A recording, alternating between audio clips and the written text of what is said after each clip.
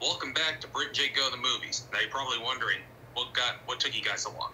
Well, we had to wait until every single one of us had seen this movie. So, there you go. But we're here now, and we're going to be talking about Thor: Love and Thunder to complete our Thor series. Joined by our special guest and great friend of the show, Taheg Gloder, massive Thor fan. And we are going to... Honorary Viking. Don't forget Honorary Viking. Yeah, that's very important. Oh, yeah. Yeah, just told me that. Then I would have... No. Mind me next time, all right? Voluntary Viking. Will do. The GOAT. Anyway, I'm Jacob. And I'm Britton. And let's finish our Thor series by talking about Thor: Love and Thunder. And oh boy, all I can say is all of us have very different opinions on this film. I was actually gonna start it out with I was going to do a parody of You Were the Chosen One, Taika Waititi, but I don't know. I kind of already did it, so it might be a little overstated. To be like, no, Waititi, you were the chosen one. You know.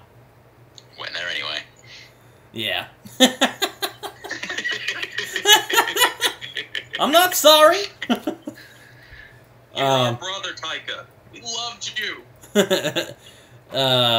Yeah, so Thor: Love and Thunder. I was looking forward to this. I'm like, oh man, Ragnarok was awesome. It had its issues, but it was great compared to the other two. I hope this is just a bigger and better Ragnarok. And what we got is almost a good movie, but there's just some stuff in there that just makes it kind of flat. In my opinion. Aside from a great third act, and some very great dramatic moments, yeah, this movie is kind of a mixed bag for me. Jacob just straight was like, this movie sucked. But I'll let Jacob say it. Jacob, what do you think of this? Am I misrepresenting your views on this movie? Oh, nope. You hit the nail right on the head. A little theater story. I went and saw this film with my friend Jordan. We see Marvel movies all the time together, so we decided to see Love and Thunder together. And I will say I was pretty hooked on the opening, but the movie fell flat for me down there because I was very, very, very underwhelmed by it. I was disappointed by it. It just felt like a rehash of Ragnarok with a lot more humor and jokes. Like, it has more jokes than Ragnarok, and they just completely just bog it down with... They just completely double it down on the humor, which I didn't... most of the humor I didn't feel like stuck the landing. The pacing is so out of place, and you could feel there was a lot of cut-out content. Like, the movie doesn't really have much of a structure. I can feel like there was a lot more to this film. I will say Christian Bale was fantastic as Gore, but the movie needed way more of him. Thor himself, I'll get into that. Natalie Portman as Jane, I thought was pretty good, but Valkyrie, didn't really care for as much as I did in Ragnarok. Korg, still like Korg, but overall I just found this to be a disappointing film that I felt like it felt more like a sketch comedy, in my opinion. In the theater I went to, all the jokes, my theater was pretty much silent. Yeah, I know. I was kind of sitting there. I'm like, I know some of these moments are supposed to make me laugh, but again, it's not as well done as Ragnarok for me. Taheg, what do you think of this? You're the Thor expert of the group. I am, and I went in expecting an absolute car crash.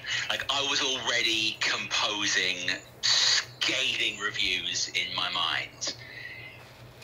Maybe it's because I went in expecting to hate it. I actually quite enjoyed it. I didn't mind it. Here's my thing. I would put this film in a similar category to things like the Keanu Reeves Constantine film. If you can just take a step back and look at it for what it is, it's not bad. But if you look at it as an adaptation of existing great source material, it's a fucking travesty. Like, there is no comparison between Love and Thunder and the Gore Saga. Oh no, Basically, definitely not. The only crossover is that they both feature a villain called Gore. But other than that, there is no similarity. Yeah, even things like Jane's arc isn't from the God Butcher arc. It's from a much, much later arc when it's had like 10 volumes worth of comics to build up to it. And although they did kind of stick the landing in this film, they did it better in the comics because they had more time to work with it. It just felt like they were trying to fit 20 volumes of comic plotline into like not even 2 hours. So as an adaptation, it was one of the worst we've seen yet in the MCU. As a film, I enjoyed it. But there's one big question we have to ask. Jacob. Yes. How are the Dutch angles? How are the what? The Dutch angles. No Dutch angles. Yay! No, No Dutch angles. So it's got that going for it. And no blonde eyebrows either. Oh no. Yes. Oh, that. Although I will say Thor's slightly more colourful outfit in this one with the weird helmet was terrible. Oh, it was abysmal. Did not like. I thought like space hippie Thor was kind of weird, but you know, whatever. Yeah, I could have done with a lot less of that. He didn't really have an arc in this movie. But we'll get into He that. sort of galloped from one bizarre situation to the next, and then saved the day somehow. Yeah, I think I agree with Jacob, or I agree with Taheg. It's just a bunch of shits just thrown into this movie, and they're just seeing what sticks. That was really disappointing. I won't admit that this isn't a bad movie by any means. This is definitely like a mid-tier MCU film. But yeah, I'm gonna agree with Jacob here. I can't pretend that I wasn't at least a little let down with this movie.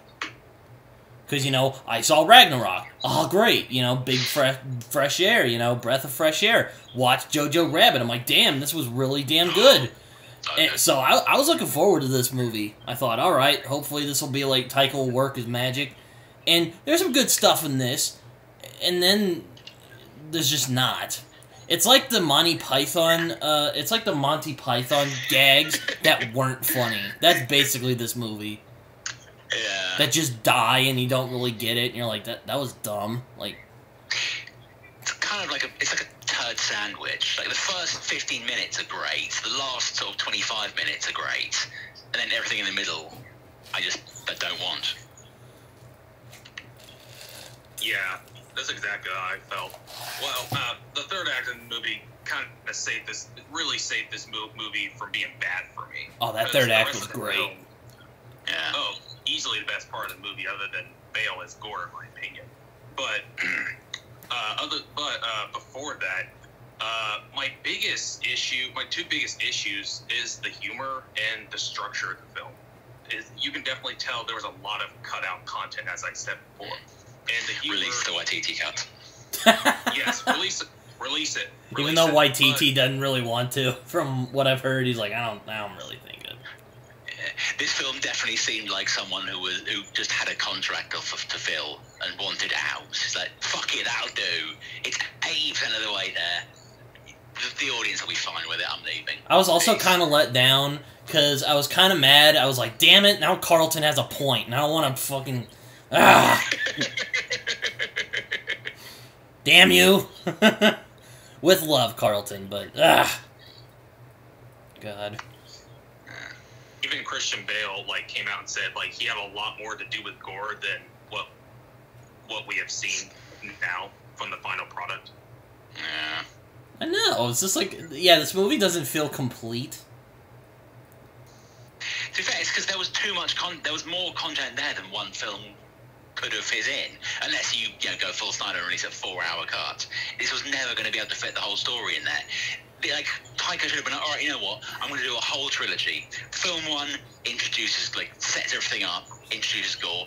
Film 2, all is lost moment. Film 3, happily ever after. Kind of. Yeah, pretty much.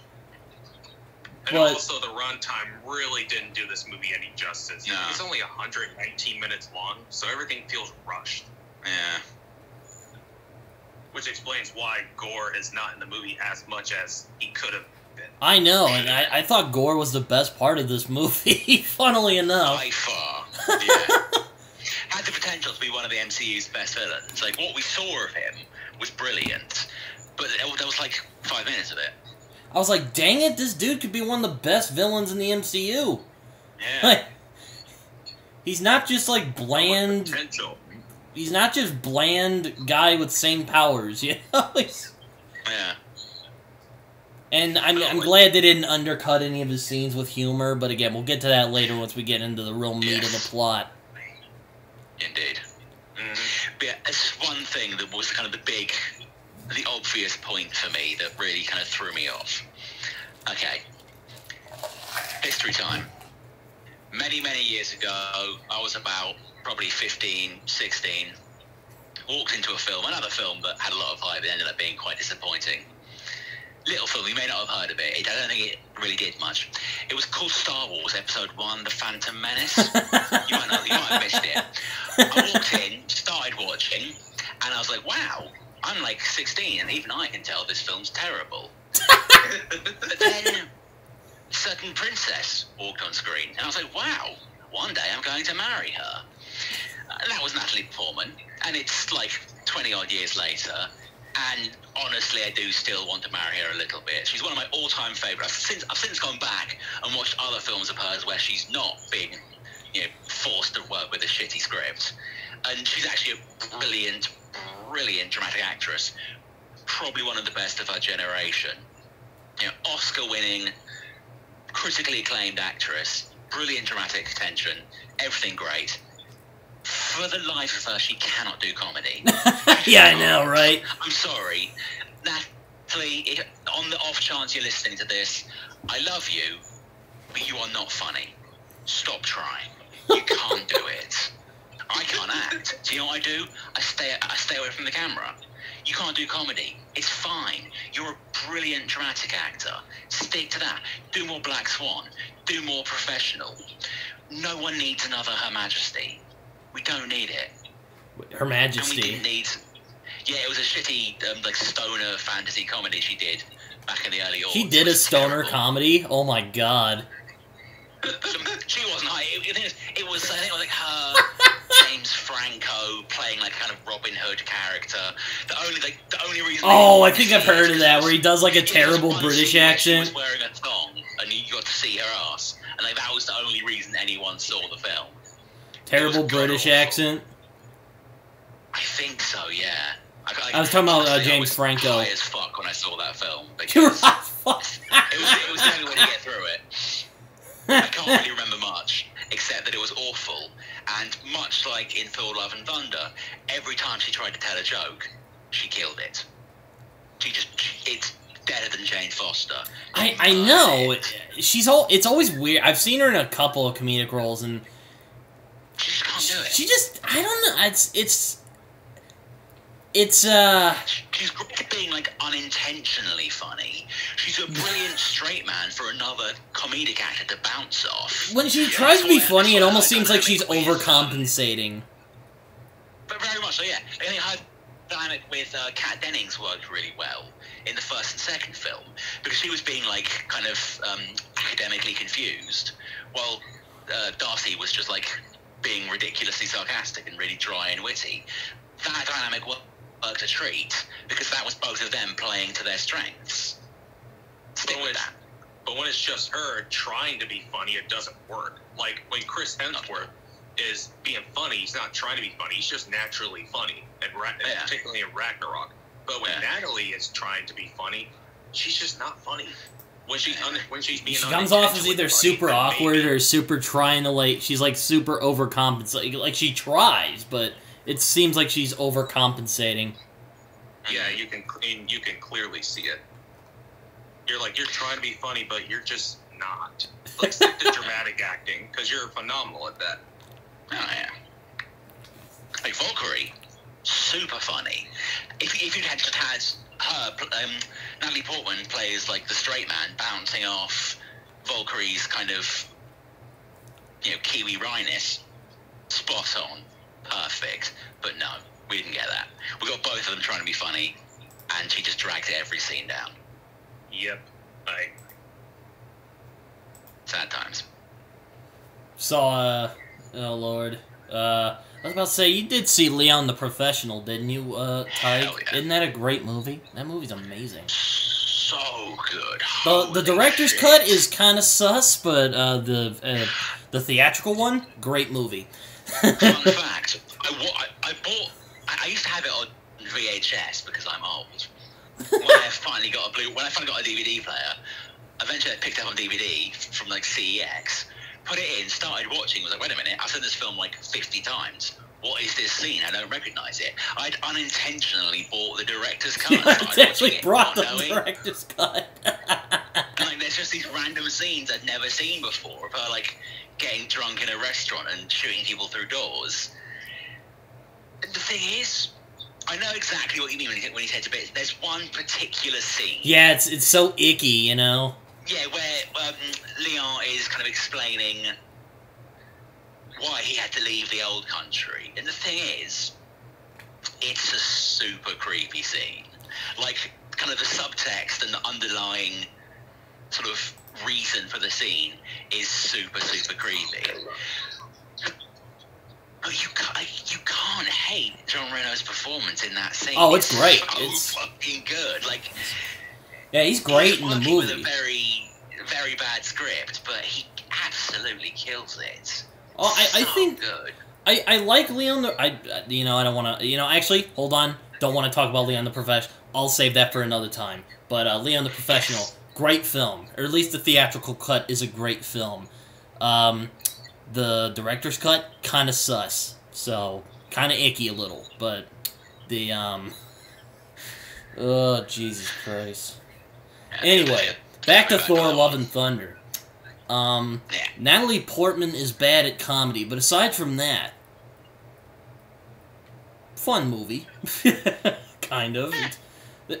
There were parts I kind of thought were kind of meant to be funny. I'm like, I'm not laughing. Again, it's like the Monty Python skits that just died, and you're like, what the fuck was that? There's quite a few of them.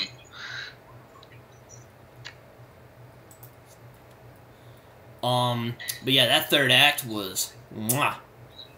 Oh yeah. And first couple minutes are damn good, man. They're just kind of pacing is horrendous in this. I'll give it that. Like, runtime. I think Taheg's right. They just try to do too much. It's basically a hodgepodge of the Jason Aaron run.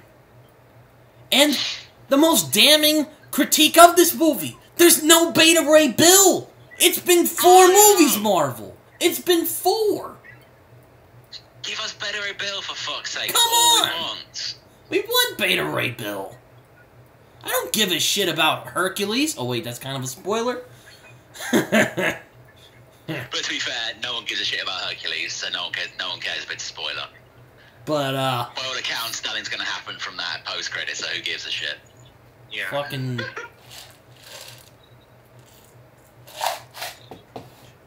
Anyways, so blurb thoughts on this movie. Kind of already went over them, but what are some other blurb thoughts on this movie? Sucked. Sucked? That's it. It's a bit underwhelmed. I'll put it that way. Yeah. I think there is a good movie in this, but probably should have stayed at the drawing board a little longer before. It's kind of like the Book of Boba Fett that came out. Good. Could have stayed at the chopping block a little more. Could have been great if they had just tweaked some stuff. Yeah. I mean, when you get Not pants, as bad as I feared, but not as good as I'd hoped. I mean, when you get pants by the show that you were spinning off from, that's kind of embarrassing. Just saying. About Boba Fett. God, that series was so bad. It wasn't bad. Fucking was. It was underwhelming. It's because Cad Bane was in it, wasn't it? Yep. You're a fucking asshole. I love Too much Cad Bane. Mandalorian. Too much Boba Fett. Not enough sand people. Not enough Fennec. Not enough sand people. All right, you know what? Fine. We'll agree to disagree. I love Cad Bane, and he just doesn't. I do not. Anyways, let's dive into this movie before we start yelling at each other about Cad Bane. So this movie actually starts pretty differently from a lot of Marvel films that I've seen. It's basically we end up meeting a bald guy walking around with his daughter, Chris Hemsworth's daughter, actually. I didn't know that until the end of the movie. That was Chris Hemsworth's actual daughter in real life. So there you go. You learn something new every day. Indeed. So this bald guy is walking around the desert. We don't actually know his name yet. I don't think. Yeah. He's just like walking around, and it looks pretty bad. He's into shit. He's hot. He's chapped all over. His lips are drier and all get out. He has this, like, medallion, I think. Yeah, it's a creepy looking thing. Yeah. So, yeah, it's bald Christian Bale, or we could call him Atheist. Do you think it'd be appropriate to call it Atheist Bale in this movie? It absolutely would, yes. So, yeah, he walks around, and, he takes care of his daughter, and it's actually kind of nice. It's a nice little thing, right? Yeah, it's a solid intro. Gets you invested right away. He prays, but despite that, little girl ends up dying, and Gore is, I mean Christian Bale, not ignore what I just said. Atheist Bale. Yeah, Atheist Bale. Atheist Bale is walking around, and he ends up going into a forest area. And I'm like, oh wow, this is actually pretty compelling. And I'm like, I don't know what these haters are talking about. This is actually starting out pretty good. Well, he ends up walking around, well, he walks around, and he then ends up finding these very creepy CG people standing around. Yeah, they were freaky. That CG god was not great. Were you not just creeped out by his like unnatural movements? It was very Uncanny Valley. Did not like. I didn't like it either. I'm like, ugh. I'm like, it's like, oh well, it's me. Here's me, naive. Here's virgin me watching this movie. I'm like, oh, this isn't that bad. And then I see that CG guy. I'm like, oh, ooh, that didn't age well. Apparently he's played by one of like Taika's boys. I guess one of his like guy friends who owed him a favor. So Atheist Bale, like kind of croaks at the god and says that his name is Gore and he's like his last follower. And I'm just like, wait a second, that's Gore? Yeah. The hell, he doesn't even fucking look like. Anyways, so, anyways. Kratos. He does look like. For real. He does look like Kratos. He's got the little red stripes and everything. He does look like Kratos. Oh god. Just Oh my beat him god. up, and there you go. Give him a beard. There you go. Imagine if Kratos got the Necro Sword, we would be fucked. Yeah. So Rapu, I guess that's the creepy CG guy's name. He's kind of not impressed by Gore for whatever reason. He's dick. Yeah, he's dick.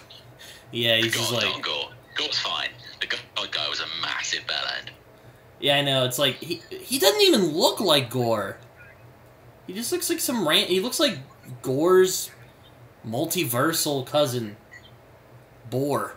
Or Well, the boar is Odin's dad, so they can't really go with that. Oh, dang it. Darn. Boar the butt fucker. There you go. So, Rapu gets mad all of a sudden, because Gore is like, I denounce you, and he's all like, no, you're not, and just starts, like, choking him out like he were a pimp. Turns out the Necrosword, randomly, it just kind of looks like it kind of looks like it looks like a fan interpretation of Stormbringer. And not the freaking terrifying weapon it is in the comics. I don't want to mention the God Butcher saga too much, but it's kind of hard not to. Yeah, it is hard not to though. It kind of looks like a fan version of Stormbringer. Note for all those listening, that's not Stormbreaker. Don't be saying you're saying Stormbreaker wrong. We're talking Stormbringer, Sword of Elric of Malibone. Yes. Not Stormbreaker. No, yes, we're talking about Michael Moorcock here, not not talking about Thor. Moorcock, not Lesscock. So he grabs. So apparently the Necrosword is like calling to him. That's never really explained. And it's because he cuts himself at the start. As he falls into the lagoon, he casts his hand on it. Necrosword tastes his blood, and he's like, this guy is full of rage. That might actually work. So then when the god's trying to kill him, he's like, to me. Oh yeah, he does. Oh yeah, he did cut himself. I'm an idiot. Yeah. So,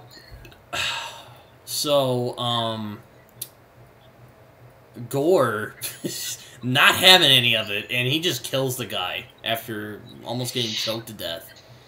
And then just, I think everything dies. It's pretty bad. Yeah, he fucks everything up. It's awesome. Oh, yeah. And then that sets Gore on his murder spree, thus starting the movie. Woo. Solid opening. Yeah, not gonna lie, one of my favorite MCU openings. That is a very strong opening, aside from really strong first scene. Aside from the CG body horror, aside from the CG body horror, pretty good opening. The humor is a little flat, but aside from that, good times. I like it. I kind of felt like the humor was meant to be flat. Like, this guy's just cracking these terrible jokes. And Gore's there like, dude, my kids just died. I'm dying of starvation. What the fuck are you joking about? Which is kind of ironic considering what happens in the rest of the film. But yeah, I took it the humor was meant to be a bit flat in that scene. Yeah, he just cracks a bunch of bad jokes, and you're just like, oh, jeez. And his plant ladies are laughing. I'm just like, oh god. It was not good, people. And then he got what he deserved. Oh, woohoo. So, then Gore turns into a guy who, pukes up black stuff. He kind of looks like Ash from Alien, except, he's, bleeding oil and not milk. I bring up Alien because I rewatched it last night, so... Great film. Amazing. There's also a shitload of memes already about... They didn't even have a couple of minutes to, no, Christian Bale is just... That dude is a meme at times. Have you seen the American Psycho memes? So many. God. I think I've seen more memes than I have seen the film. If you add together all the memes, it would be longer than the runtime of the film. Oh, it's a great movie. Yeah. I think Patrick Bateman's one of the most despicable protagonists I've ever seen, but great movie nonetheless. For sure. It makes me laugh that apparently Christian Bale based his performance in that film on Tom Cruise. Yeah, I know. It's so weird. He watched him in an interview and was like, he's this kind of smiley, happy guy, but if you just look at his eyes, there's nothing there. There's nothing behind them. And that's terrifying, and that's hilarious. Mm-hmm. So, Gore basically becomes the Patrick Bateman of gods. Ha-ha. Very funny. Then we end up getting a come round the fire sort of thing from our friend Korg. And Korg, he hasn't missed a beat. I love Korg. There will be no slander against Korg in this place. They will. You're so wrong, Carlton. He's not wrong about Korg. He's not. Well, you're saying Carlton's not wrong, or I'm not? Carlton's not wrong. What? I don't really see what Korg had to do in this film. It just seems to me like Korg was put there because they couldn't get Beta Ray Bill, and because Taika wanted his cameo. But Korg and Thor are bros, man. Yeah, much like Beta Ray Bill and Thor are bros. Anyway. Fucking killing me, man. So, he explains what's going on, and Thor has been kind of getting around. He goes from Trumper Thor into back to buff space hippie Thor. Because he does like a bunch of workouts, and he looks like a Trump supporter, so there you go. So I call him Trumper Thor when he's has that dumb hat on. He looks like a fucking red. He looks like Matt Damon in Deadpool 2. I seem to recall there was something quite funny written on the hat, but I can't remember what. He does a workout, gets buff again, and now he's joined the Guardians of the Galaxy, and they're in the movie for like 5 minutes. It's so stupid. Yeah. It's like, why the hell did you have him then? Why did he join them? Like, come on. Ridiculous.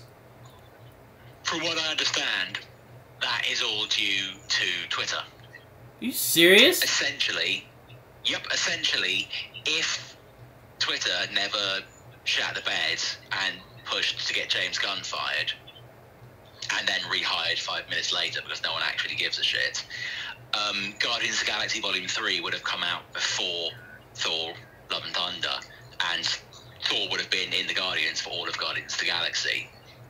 But because that had to be completely rescheduled, that all got rewritten, so Thor ends up leaving with the Guardians and then immediately leaving because they weren't necessary for this film. Anyway, so Thor basically becomes another part of the Guardians of the Galaxy. Well, him and Korg are anyway. They're hanging out, they're beating up bad guys and setting things right, I guess. Barely in this damn movie. So, Thor then we meet Space Hippie Thor. This is basically a gigantic toy advertisement. You know that scene in space? You know that scene in Space when Simon Pegg is ranting about Star Wars? Yep. He's like, "This is it for you. You don't know how good it was, how good we had it. Now it's just a bloody toy advert." Yeah. Is that meant to be your British accent? That was my Simon Pegg impression. I hope it was good. It was not. Oh, okay. It was pretty. A-star for effort. C- for execution. But yeah, it's kind of how I reacted to this movie. Not that negative, but it's like a freaking toy advert movie. Yeah. I'm pretty sure they've already released a kind of Guardians plus Thor Lego set. Oh my so it was god. literally just included so they could sell some merch. Oh my god, he changes costume so many times. He's hippie Thor, he's Trump supporter Thor, and then he's and then he's back to regular Thor.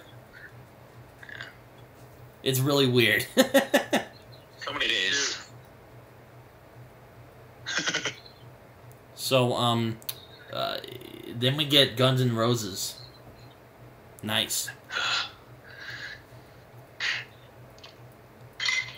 That whole sequence was very fun, but I think it was great seeing Thor just like kind of cut loose and show just how ridiculously powerful he is. Like, he utterly obliterated that whole army without even fucking trying. Like, he was just casually fucking about and he destroyed them all, and it was hilarious. Yeah, I mean, not as awesome as Battle of Ragnarok, but you know, nothing's gonna be as awesome as that. A bit pointless.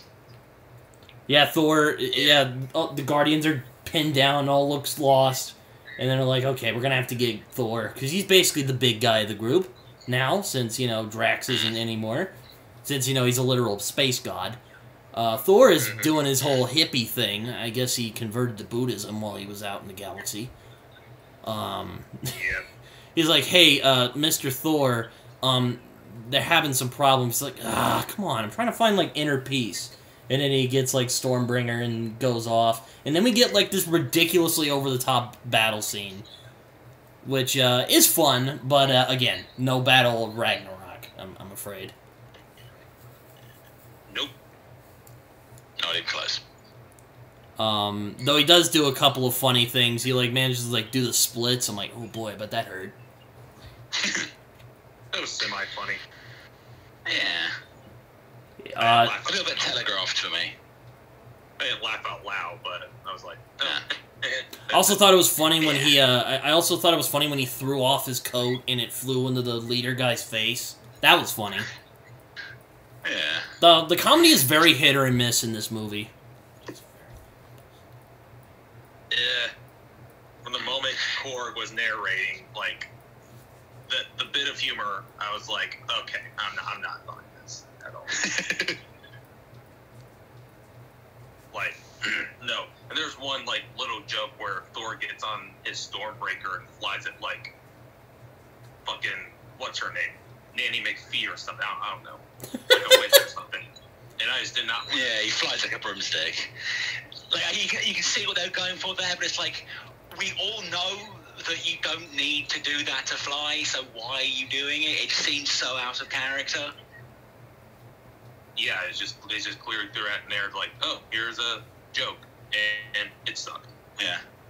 So after obliterating that army, he goes down to the other guys, and he's like, hey guys, I did the job. And they're like, oh hey, we got you the, you helped us. I hope you didn't knock down our, like, church while we were at it. It's a very special building to us. And he's like, I'm sure it's fine. And then it collapses.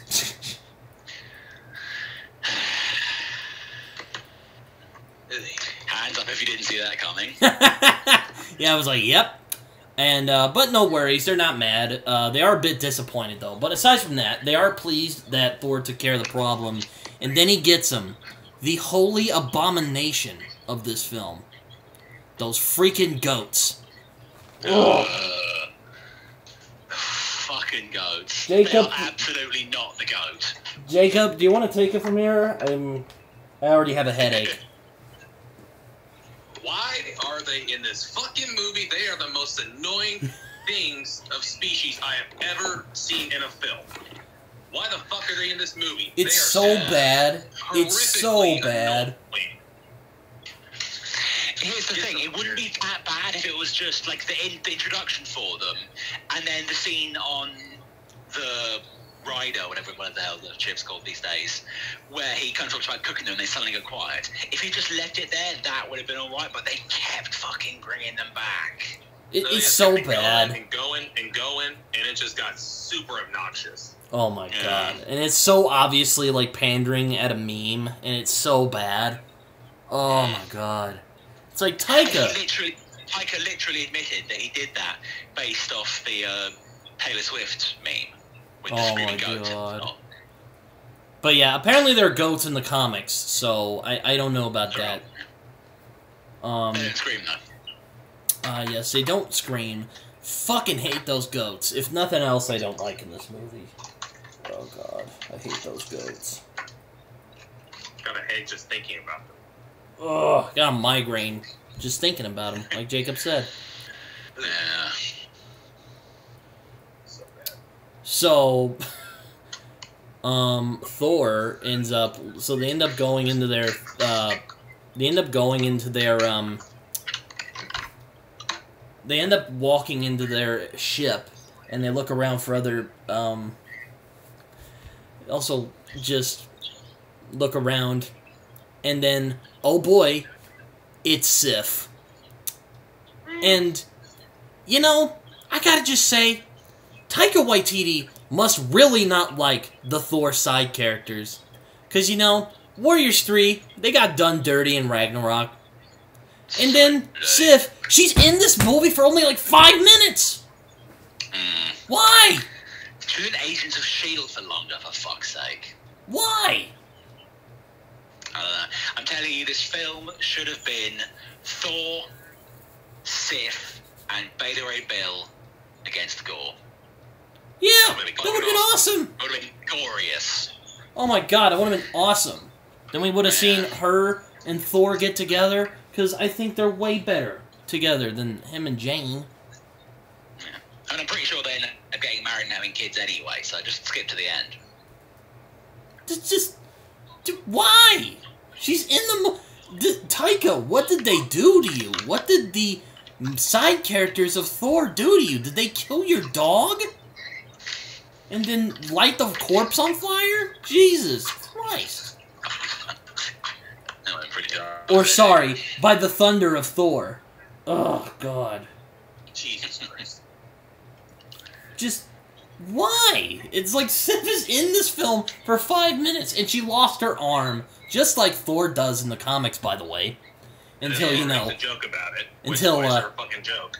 Until, you know, Donny Cates did a little switcheroo on that, so thanks about that. Thanks for that, Donny Cates. Hey, Donny Cates. And then Thor dropped a joke when he sees that she lost her arm. Like, why are you making a fucking joke? She lost her fucking arm. And he wasn't even making a joke about her losing an arm. It was like, she was like, oh, it's okay, I'll hold the line, I'll, you know, die and go to Valhalla. And he was like, well, you know, it's like, don't say that shit to her, man. Just let her fucking pass with a bit of peace. And, like, that's the piece of bell ends. I'd just be like, no, you're not. Yeah. What an absolute twat. Ugh. Yeah. It's... oh, my God. Yeah. I got some things to say about Thor, but I'll wait. Oh, my God. It's like, oh, man, this movie... And oh, isn't she the one who tells him about Gore the God Butcher? Yeah. It's like, how the fuck do they already know who Gore is? Well, he finds out when he's talking to the people whose temple he just destroyed. He's like, why didn't your gods come save you? And they were like, because our gods are dead. Gore killed them. So he goes to the big view screen and searches for all the god things. And then he sees Sif, goes to see her, and she's like, I got fucked up by this dude Gore. He's badass. Oh. You should go get him. Oh, wow. Which would have been a perfect segue intro for her joining the party and getting a bit of vengeance on Gore. But no. No, we just had to get that... We just had to get that, Jane girlfriend in the film. We just had to get that Jane Foster subplot, which could have been really good as its own movie, but I digress. Yeah. I have theories on that, which I'll get to later. Anyway, so she thinks that Gore is going to attack New Asgard next. Which is bang on the money, it seems. Alright. And, she lost her arm, by the way, so there you go. You know, her 5 minutes on Loki was more entertaining than this movie. Than it was in this movie, anyway. There are entertaining parts of this movie, but... She was great in Loki. Ugh. Jesus Christ. Anyways. So, on the meanwhile... I bet some of you have wondered, how's Jane... I bet, like, the 5 of you who watched Thor and Thor the Dark World thought... I wonder how Jane Foster is doing. Well, let me tell you, not very well. They're just stealing from the they're basically just adapting the hodgepodge of Jason Aaron's run on the character of Thor. Yep. Turns out Jane Foster has cancer now, and we get like a little montage. Now, I actually like this scene. That's the thing with this movie. It's kind of like the Spider-Man 3 of Thor movies. Like, there's some really great stuff in this. And then there's just really awful stuff in it. So awful. But I like the Jane Foster intro, and I like him going over Jane and Thor's relationship. Like that, I like that scene. I thought it was a good scene. I like that it showed how it ended, how kind of they broke up, and it just felt quite natural. Like you really see the growth and death of their relationship, and it sort of feels that is probably how it would happen. Like it wasn't some big battle that he lost. It was just like gradual degradation. Yeah, it was just like a regular relationship, and it just didn't pan out. Yeah. Makes it quite relatable. Yeah. They They didn't try to do anything like super dramatic. Like, no, they broke up because both busy and all that, and they just couldn't work out. Yeah. It wasn't that he was like. I was. Though you were what? We see her getting chemo. Oh yeah. Or is that later in the film? We do see her getting chemo. It's the scene I'm talking about right now. Oh yeah, just this. I have thoughts on that scene, but intro it first. So so they introduced Jane and Thor's relationship, and I like that. And then I like the scene where Jane is there having chemo, and then Darcy's hanging out with her, and Darcy's still fine as fuck. Oh yes. Jane, surprised she hasn't lost any hair. I guess that she's not Walter White. She can't make bald look cool. So that's we know from Beef Minute that she can. Oh yeah, I forgot about that.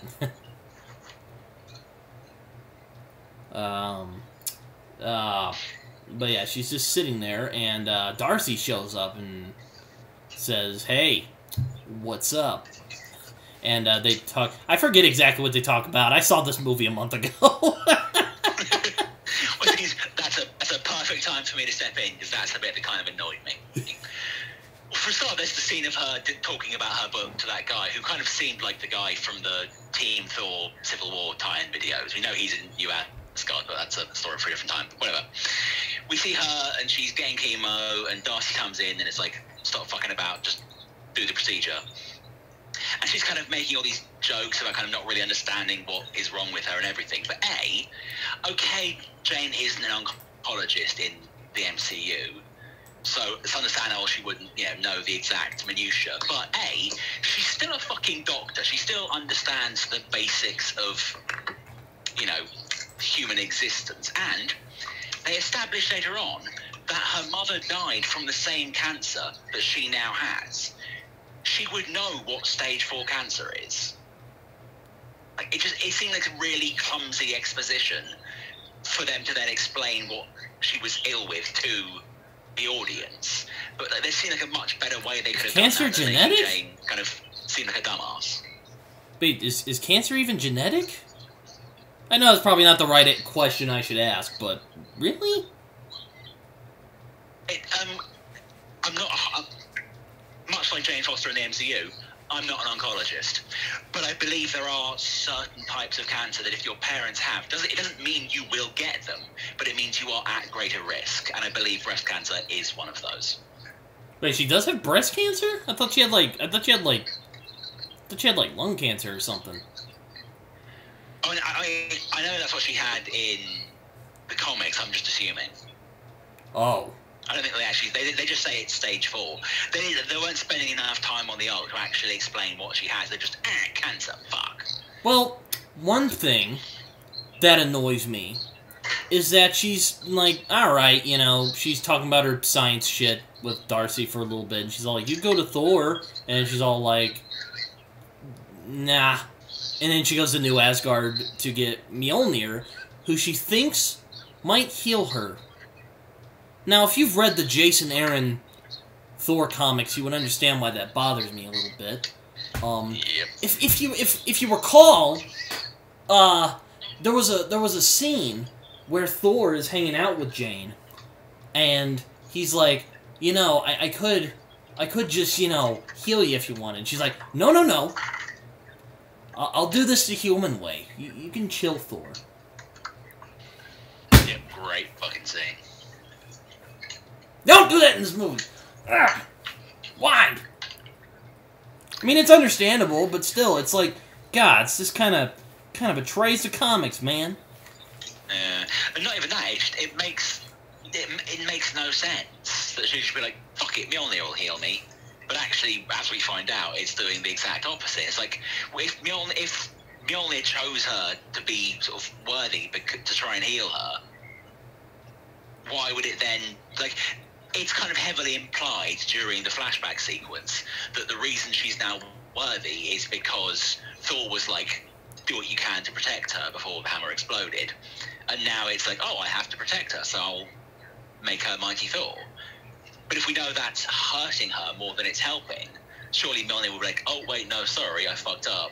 I'm going to stop doing that now, rather than continuing to kill her.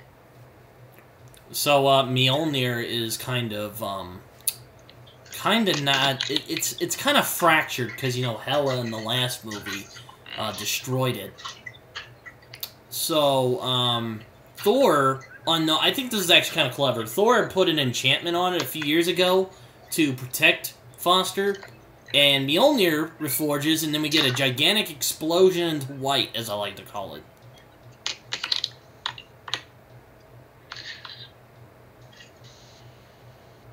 Meanwhile, Gorr arrives in New Asgard, and he just starts fucking going at it. He is not wasting any time. Makes them look like absolute mugs. Yeah, I know. He's kind of he's very creepy in this scene. I'll put it that way. Yeah. He's like in shadows and those like shadow It gets really frightening. Like they captured that part of Gorr very nicely. He's not quite as sadistic as he is in the comics, but it works out. Yeah. They had to kind of PG-13 in a little bit just to get the wider audience. But yeah, you can't go on ranting about how many gods he's killed. They were working within, they did him as well as they could. Yeah, he can't be ranting about how many gods he's tortured and killed. Would have been great to hear that. You know, Bale would have fucking just obliterated that monologue. Oh God, yeah. Oh man, yeah, that would have been so good. He would have slayed it. Yeah, it would have been good. You know, it also makes me feel like this movie was there was kind of potential that wasn't, like, you know, I know that Marvel I know the MCU kind of tends to build towards a larger arc, but it's like, you can't do that with just the solo movies. Like, you could have had, like, a Jason Aaron adaptation through, like, 3 movies of Thor. It could have been freaking awesome. You don't need to put it in one movie. Badass. Yeah. Have Malekith return somehow, maybe like a multiversal Malekith, and it would have been awesome. I mean, Malekith's died 2 or 3 times in the fucking comics anyway. There's always a way to bring him back. You say, oh no, Hela, because she's a god of death, when she was destroyed, that screwed up the afterlife, and now a bunch of old enemies have come back. I know. It's like the first Doctor Strange. I think if they had tweaked this a little, and maybe made it into, like, could have built up to a bigger story, I think it could have been a lot better. But they don't do that! They never do. Dickheads. No. It's like, think about the Captain America movies. They had an arc, and they completed that arc. I mean, yes, it was completed in the Avengers films, but nonetheless. Gah. So... Okay, so anyways, my ranting aside, Gorr attacks, and he just kidnaps all the children for some reason, because, he's gonna snatch your kids, because, Gorr, he doesn't just care about the gods, he just wants to snatch the kids up.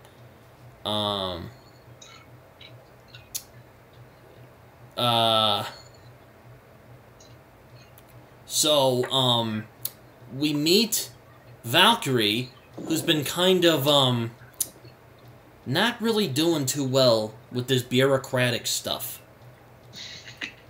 She's, not really feeling it all that much. Her and Meek seem to be getting along, though. Meek has a body now, and I totally didn't catch that was Meek at first.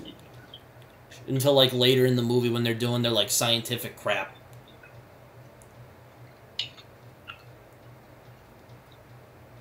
Me got some upgrades.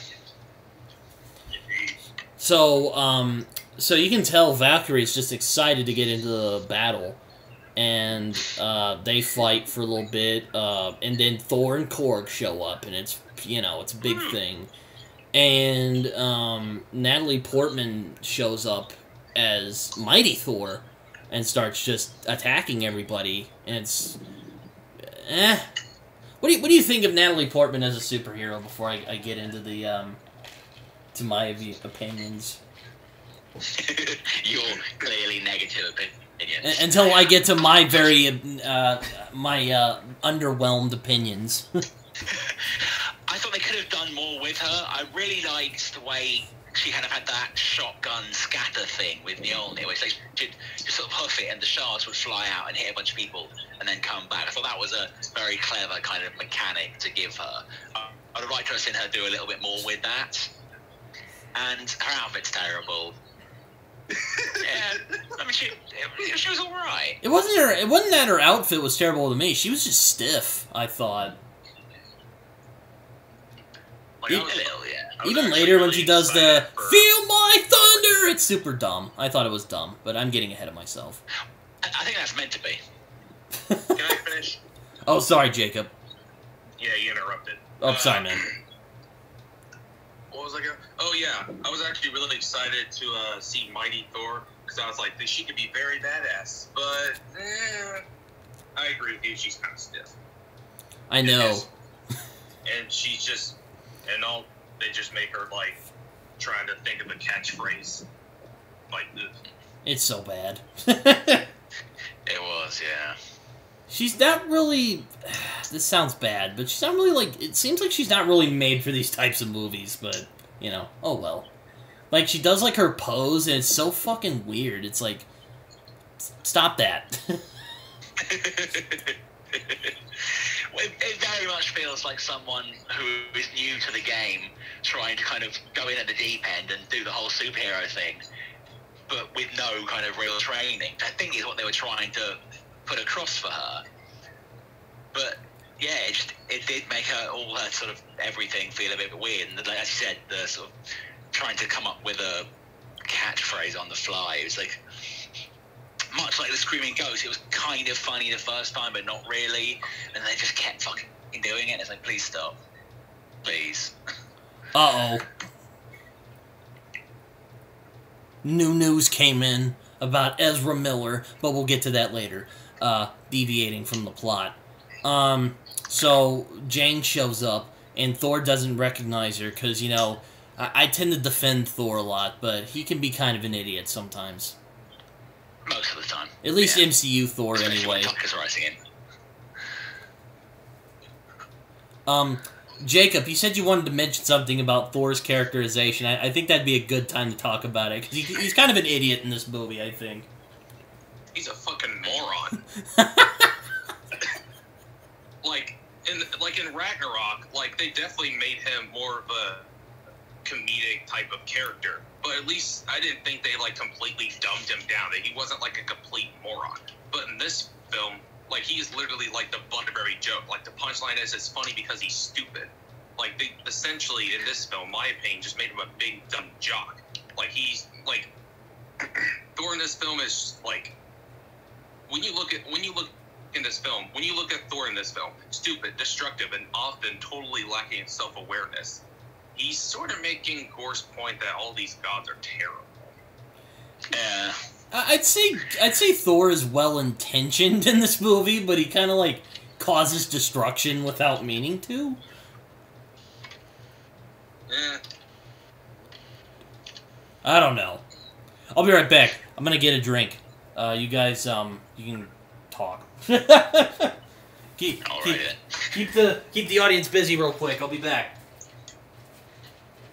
But yeah, like, I think as you were saying, it does feel like they start off making him the butt of every joke, like, you know, trashing the temple, and then, like, when somehow for literally no reason, despite the fact it was created to do this, suddenly Stormbreaker can't summon the Bifrost anymore.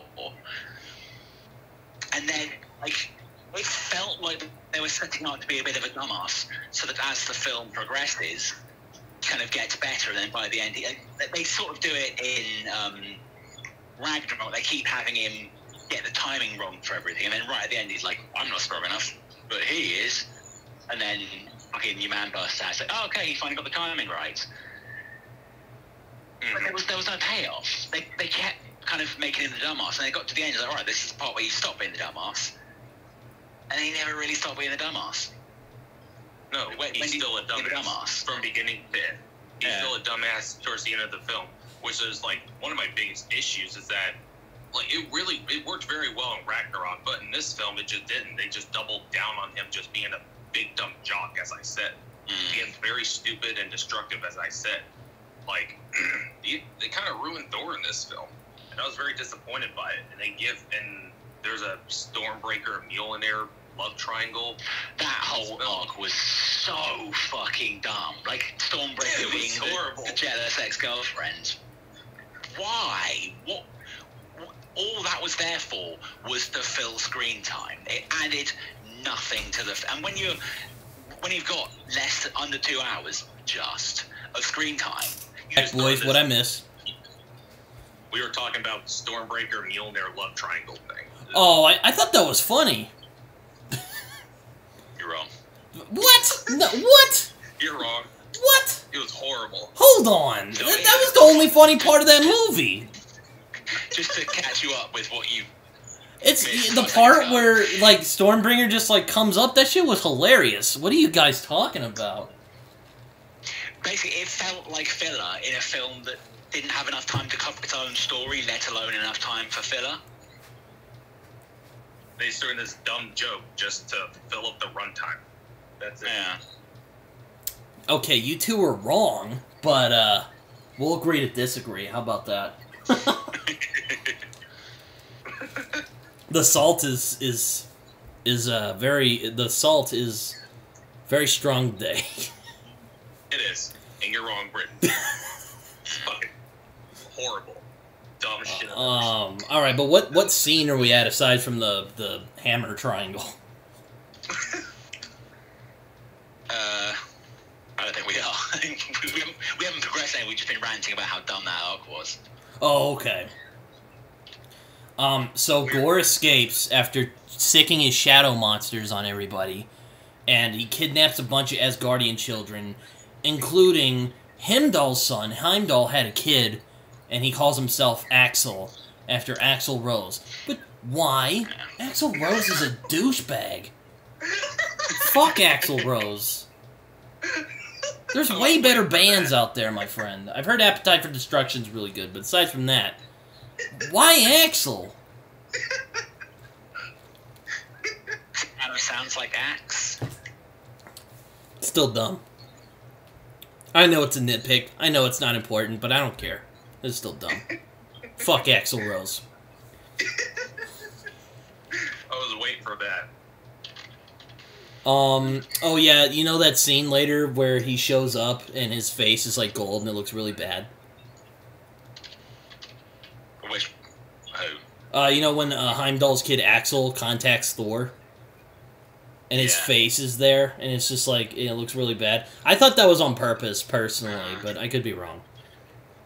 Still, it's absolutely abysmal. It looks bad. It looks bad. It's like, that made me laugh unintentionally. I can make down my fucking phone. No excuse for that. Apparently Marvel is treating their CGI artists badly at the moment, so treat them better, guys. Come on. Stop overworking them. You better pay them more. Or else they'll give us more CGI like this. God.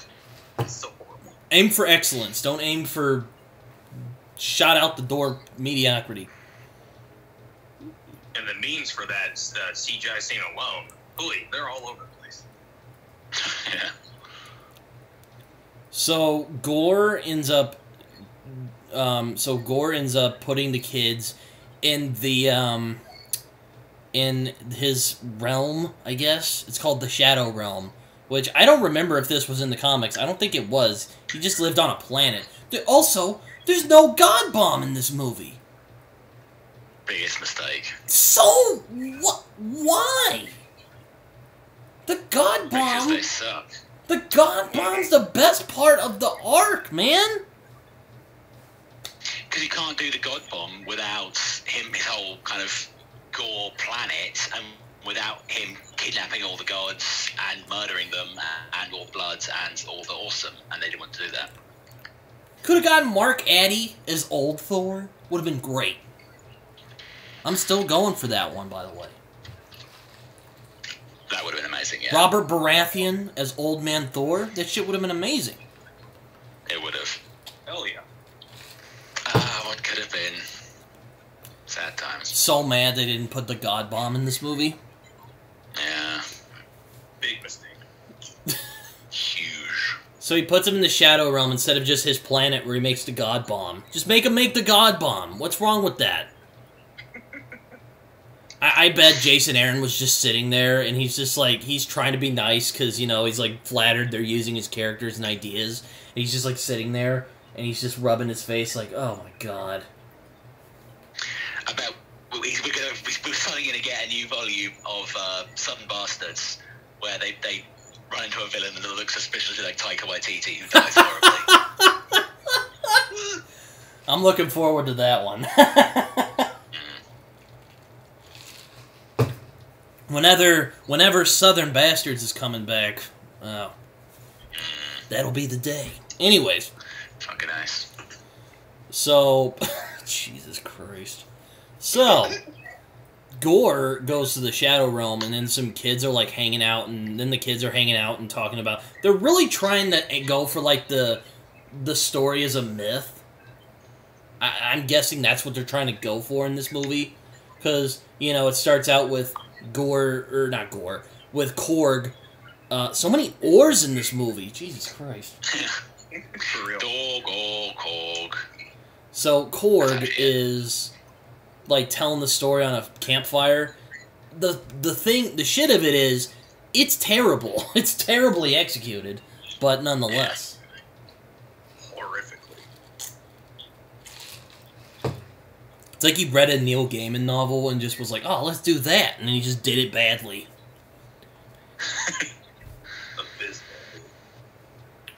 So many jokes I could make there, but I won't. So, the Asgardian children are like, yeah, Thor's gonna come, and he's gonna kick your oily ass. And he's all like, no, he's not. But I'll give this to Christian Bale. He doesn't ham it up. He's like, he's mostly taken seriously in this movie. There's that one weird scene where he's talking to them in the weird little shadow cards, when he actually summons the monster and pulls its head off. It's like, I don't get what the point of that scene was. I mean, if it was meant to make him scary, why was he kind of almost playing it for laughs? If it was meant to be funny, why wasn't it funny? Well, there is the evil has a bad sense of humor trope. Yeah, that's true. Terrible trope. Indeed. Oh god. My brain is twisted already from talking about this film. Oh, Jesus. Yeah. So, apparently Axel has the same ability as his father Heimdall and contacts Thor when Thor is trying to like plan out what's going on. Oh man, that CG when Axel like contacts in, oh. A bit. Worst scene of the entire film. Oh my god. Do you guys want to talk about that a little more, or? Oh boy. There's no excuse. No excuse on why it looks so horrifically bad. It is. Oh my god. I can make that on my phone. Like, oh god. Yeah. There are memes of it that look just about the same as in the film, which is sad. Taheg, what do you think of this? Do you think we're just shamelessly nitpicking it, or do you think we have a point that it's just bad? No, yeah, I'm ready. I'm saying I'm quiet. I'm like, I've got to try and think of some defense, but no, there's none. Sorry.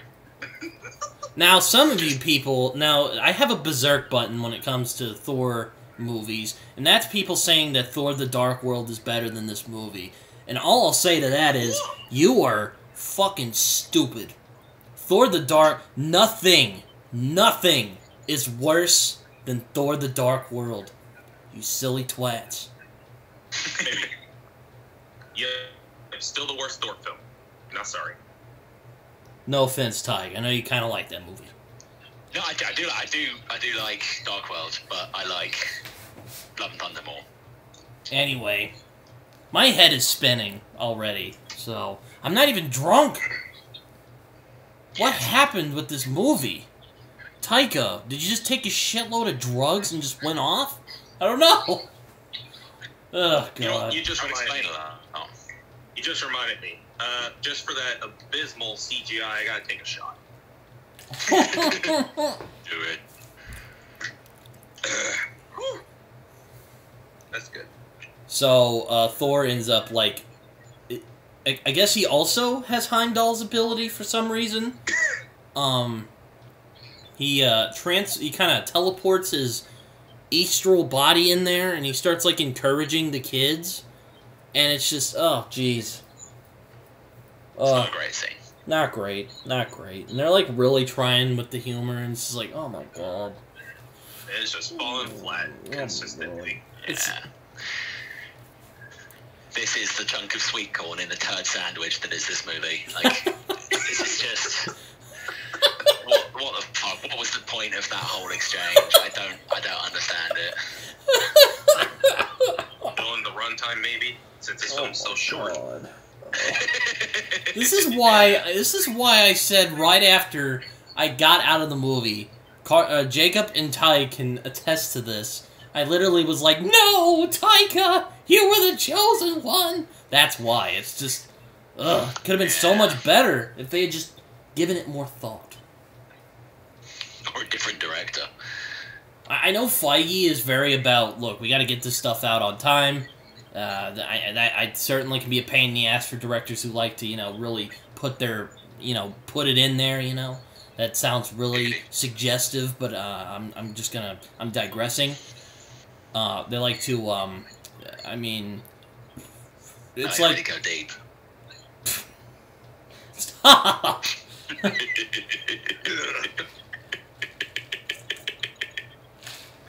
It's like when Edgar Wright tried to do the Ant-Man movie. Yeah. Which I would have loved to see that version, but I digress. Yeah, don't remind me. I just get sad every time. I can hope that we would have at least gotten a better villain than Yellow Jacket, my personal worst MCU villain of all time. Hate that fucking guy. Oof. Anyways, so Thor decides we're gonna go to Omnipotent City, which is kind of a knockoff of the Library of Knowledge from the Thor comics, a little bit. Except it's just a bunch of douchebag gods sitting around and having like a gladiator tournament. That was so dumb. And yeah. So Thor is like, look, we gotta stop this. So we're gonna go to Omnipotence City, and we're gonna try and form an army of gods and see how that goes. And spoiler alert, it goes terribly. But I'm getting ahead of myself. What do you think of the plan scene where they're just hanging out and talking? I thought it was pretty bad, but it was pretty horrific. Yeah. Meek is just like, they try to make like a joke with Meek, and it's just Jesus. Yeah. It just goes back to what we were saying earlier. It's just more of Thor being a dumbass. Like, there was no need for him to just, like, I'll just go and they'll be fine. Then he flies away and fucking crashes and kind of walks back in. It's like, there was no need for any of that. Just sit down, have a fucking reasonable conversation. You're all grown adults in this room, despite the fact that you seem to have room temperature IQ. Just make an actual plan, as if you're a warrior that's been training for 1,500 years. I know, they're acting like a bunch of teenagers. It's so bad. Like, it's just like, oh my god. It's horrible. Yeah. So, they end up going on the flying goats, and it's just, Jesus fucking Christ. Why? With the goats? Now I'm just getting depressed. Got goat flu. Oh my god. Again, I bet if... I bet Jason Aaron was, like, trying to be nice, and I bet he was like, oh, it was great, and then he, like, went home and just was like, oh, honey, they fucking raw dogged my baby. Oh, Jesus. I should shave off my beard in shame. No, I'm kidding. Jason Aaron, keep your beard. Absolutely. It's a glorious beard. Oh my god. Just stop with the goats. Oh, so they travel through space. Go to Omnipotent City, and it's basically a parody of Gladiator. Yeah. So, what's the phrase? They even have Russell Crowe for good measure, because we gotta suck in the parody for good measure. He's Zeus, and Russell Crowe's a fat ass now, so you get the idea. This ain't a fun dude. Yep. Yep. Apparently Thor is not apparently Thor is like a fanboy of Zeus for some reason. I don't know. Yeah. Because they needed more jokes or something. It's so There's stupid. no reason for any of it. Nothing in this film happens for a reason. Nope. Just felt like they just threw the stuff in there to fill up the runtime. Yeah. Thor, so Thor, now I will say, the CG for Omnipotent City looks scrumptious, I have to say. Yeah, that's clearly where the budget went. Yeah, I know exactly what I was just about to say. That's pretty much where the budget went, is making that scene look really nice. And it does. It looks beautiful. So I'm like, ooh, look at that, Assad Ribic. Oh, I completely forgot! The ice monster! The Assad Ribic! That dude doesn't get royalties! That man should get royalties for that scene. Absolutely. 100%. That's his image right there. Literally lifted straight off the goddamn page. Literally, I have the comic right here. I don't want to pull it out right now, but it's literally right there! Come on! You need to do a lot more than just thank him in the fucking credits. Send him a check. Big fucking check. Oh my god, my head is still spinning right now. I'm not even drunk! What is this? The pacing in this film is... Ugh. That's really what did this movie in, I think. It's the pacing. It is so bad. It's because of the fucking runtime. Being like the shortest Marvel film since 2008 or something. That's where the film really... I don't know who to blame for in this situation. Whoever did the editing, I suppose. Let's see who edited this film. 4 people edited this film. Matthew Schmidt, Peter S. Elliott, Tim Roach, and Jennifer Vecchiarello. She's Italian, I guess. You 4 should be ashamed of yourselves for this. For this absolute mess. Oh, Jesus Christ. So they go to Omnipotent City. The whole Omnipotent City arc should have just been cut out. There was no need for any of it.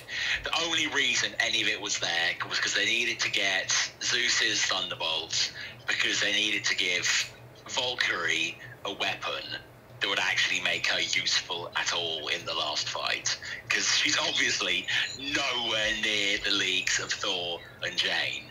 So if she was going to be anything other than a hindrance, they had to give her some kind of power boost for the last fight. Taika can't just replace his girlfriend. He has to keep her in the film. So yeah, they end up just fucking killing Zeus in heavy air quotes, stealing his power. Well, hold on, don't get ahead of yourself, half an Ty. hour of the film. It was terrible. Well, hold on, Worst part of the film for me. Don't. By far. Well, hold on, Ty. Don't get ahead of yourself. Let's not get ahead of ourselves.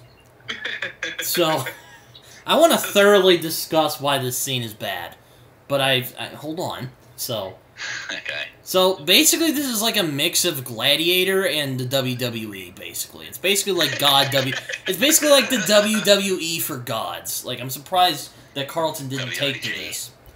Though to be honest, I bet he would have been offended. Would have been like, because he's a big WWE guy. That makes sense, guys in shorts. Jesus Christ. Yeah. Oh, jeez. Okay. So, Thor, they're like, then they have like this thing, and Russell Crowe shows up as Zeus, and man, I'll give it to him. He's really trying. Like, he is just chewing up that scenery. He really is, yeah. He's like, "Hello, my children," or whatever the hell he says. I don't even remember. Oh yeah, Korg's like, "Oh, look, there's my guy over there," and it's like this big rock guy, and it's just, oh lord. Ninny of the nonny. Yeah. Jesus Christ. Ninny of the no. Stop it. Anyways, so they're watching for a second, and then I guess Zeus is like, "Hey, those aren't gods." Oh wait, that one is. And then he gets Thor over, and he's all like, "What do you want, Thor?" And then Thor's all like telling him what's going on about Gore, and Zeus is just like, "Oh man, I don't know what you're talking about." It's this. It's so bad. Oh. Ugh. Jesus Christ. Okay, Taheg, now you can talk about why this scene is so bad. Okay. Everything. It's all bad. It was obviously just put in there to hype up Valkyrie, and like the problem is, it just everything that happens in that scene proves that Gore is right. I know. As It's the film like goes on, the more I side with Gore. You know what? Fuck these hoes. Thor is great. Thor can stay. Everyone else can fuck off. it's just, I feel it kind of undercuts the meaning of the original Gore story. You know? I don't know if you agree with me, Taheg. You're a big fan of the Gore saga. What do you think? I totally agree. Yeah, it absolutely just it makes all the gods, at least in the MCU, just seem like absolute tools. There's literally a guy going around murdering gods, and they're like, it's fine, he won't kill us. And he clearly fucking will. It's right there in the name. Honestly, the only way they could have salvaged the whole Omnipotent City arc would be if after Thor left, they were all like, oh, that was bad, but it could have been worse. And then Gore just walks in and massacres them all. Like, cut out the scene where Gore's being all weird and creepy child catcher talking to the kids and pulling heads off shadow snakes. And then use that time to just show him massacring the entirety of Omnipotent City. Yeah, I know. It would have been like, that would have been awesome. Yeah. That would have been, like, great. No.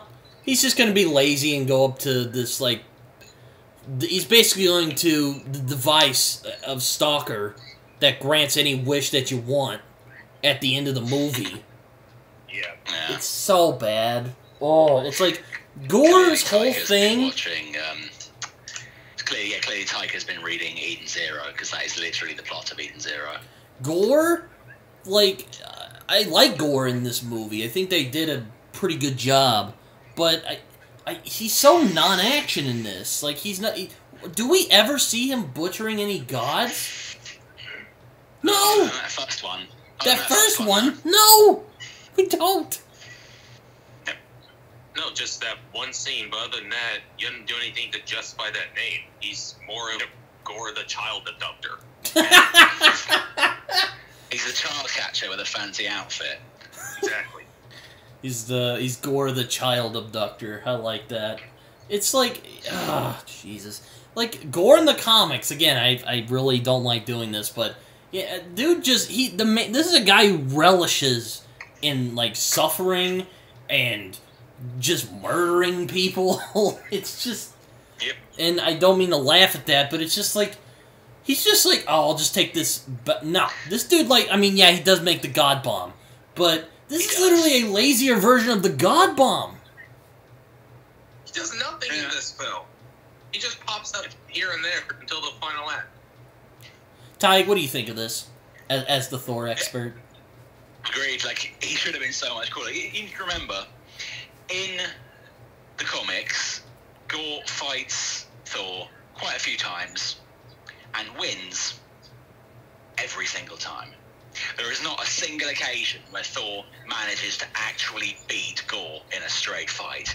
Every time someone has to pull some Torque no Jutsu or a bit of plot armor, it's the only way he wins. Every single time. Gore just utterly destroys him.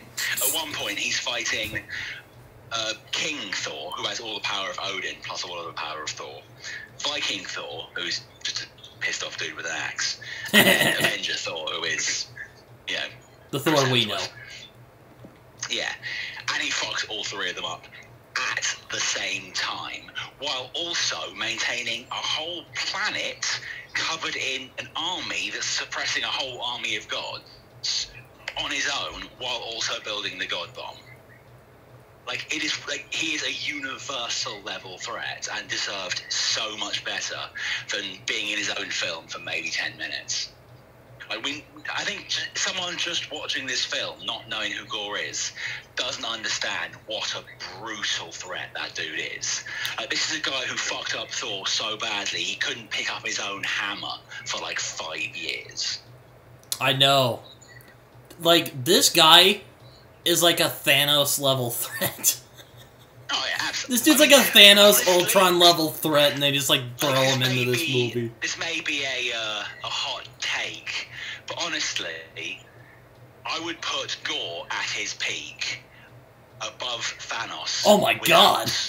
Assuming Thanos doesn't have the Infinity Gauntlets or the like, no Hearts of the Universe Thanos, no Astral Regulator Thanos, just regular baseline Thanos. Peak Gore would drop him. What do you think, Jacob? You've been kind of quiet for a second. Hopefully, I hope you're not binge drinking. You know, it's kind of preparing. Gore the God Butcher in this film. Christian Bale has even said like he had a lot more to do with Gore. So maybe he had that. So maybe he actually did kill some gods, but we just didn't see it. As I said, he's more of like Gore the Child Abductor than Gore the God Butcher in this film. Just so bad. I mean, murdering gods is bad enough, but child abduction just makes him seem like a pedophile. like Gore in this film, he could have been up there with like Thanos, Killmonger, as one of the greatest MCU villains ever. If the runtime wasn't so short, and if the film didn't feel so choppy, and just like where you clearly can feel there was a lot of content cut out of it, and it just feels so rushed and just so incoherent in that way. Took the words right out of my mouth, Jacob. Beautifully put. This could have been one of the greatest MCU antagonists. We had a good start for a great antagonist, and he's barely in the movie! Such a disappointment. This is Avengers Age of Ultron all over again! Exactly. But worse, because Ultron's kind of a terrible villain. The only good thing about Ultron was James Spader's performance, whereas Gore actually had a great sort of plot to go with, and we just didn't fucking get it. Indeed. Really. I'm so mad. Like, this man is supposed to be like a Thanos Ultron level threat. Like, this man, like I said, he relishes in suffering and just making gods his bitch. Like, it's not just, oh, my daughter died. It's, I hate the gods and I want to kill them all. And then he ended up getting a sword and just completely annihilated a lot of gods. A lot of gods. In this movie, he's barely doing anything. He's just, like, sitting around, and he's, like, he's twiddling his thumbs until Thor shows up. It's so bad. I'm so mixed on Gore in this movie, because great setup. Doesn't do shit in this movie. No. And it kind of pays off in the third act, but nowhere near enough to make up for the second act being so bad. Yeah, I was about to say, I think the second act is the worst part of this movie. Oh, 100%, yeah. Absolutely. If Gore had more to do, as I said, he would have been one of the greatest MCU villains. But he just pops up here and there up until the final act of the movie. Oh yeah, he would have been up there with, I mean, if they had better plotted this movie, he could have been up there with Thanos and Killmonger and fucking Loki, funnily enough.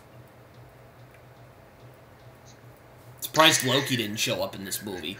oh yeah, Matt Damon and the other Chris Hemsworth brother shows up again, but sadly, it is not as funny as it was in Ragnarok. Nope. Not at all. What a surprise! Reusing jokes doesn't pay off the second time. Who'd have fucking guessed? No, it doesn't. Evidently, not Taika. Jesus Christ. Okay. So yeah, Omnipotent City is just, oh my god. It's just... More like Impotent City. Yeah, I agree. It's, oh my god, it's so bad. And he, like, throws his Thunderbolt. He throws Zeus's Thunderbolt at him. And one moment, I'll give him to him, I thought Korg died. And I was like, oh no, not Korg! And then it turns out his head is still alive. I'm like, oh, thank God. Like, that was good. But aside from that, my God, that was bad. There's another horrific joke in there where Zeus is walking down, and he has this little girly, like, tiara skirt, and he walks down, and he pulls the skirt up. Ugh. Oh my God. So horrible. Poor Russell Crowe. What the fuck did they do with Zeus in this film? Also, how the hell did Zeus survive that? I don't know. He's Zeus. I mean, yeah, he is a sort of Odin All-Father level threat. So, they end up, they end up escaping, and then we get a scene that kind of made me laugh, and that's when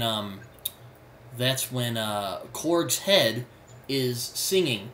I don't know what song it is, but I thought it was pretty funny.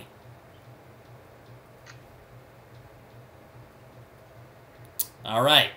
Got the crickets going. I'm trying to remember that scene. It made no impression on me.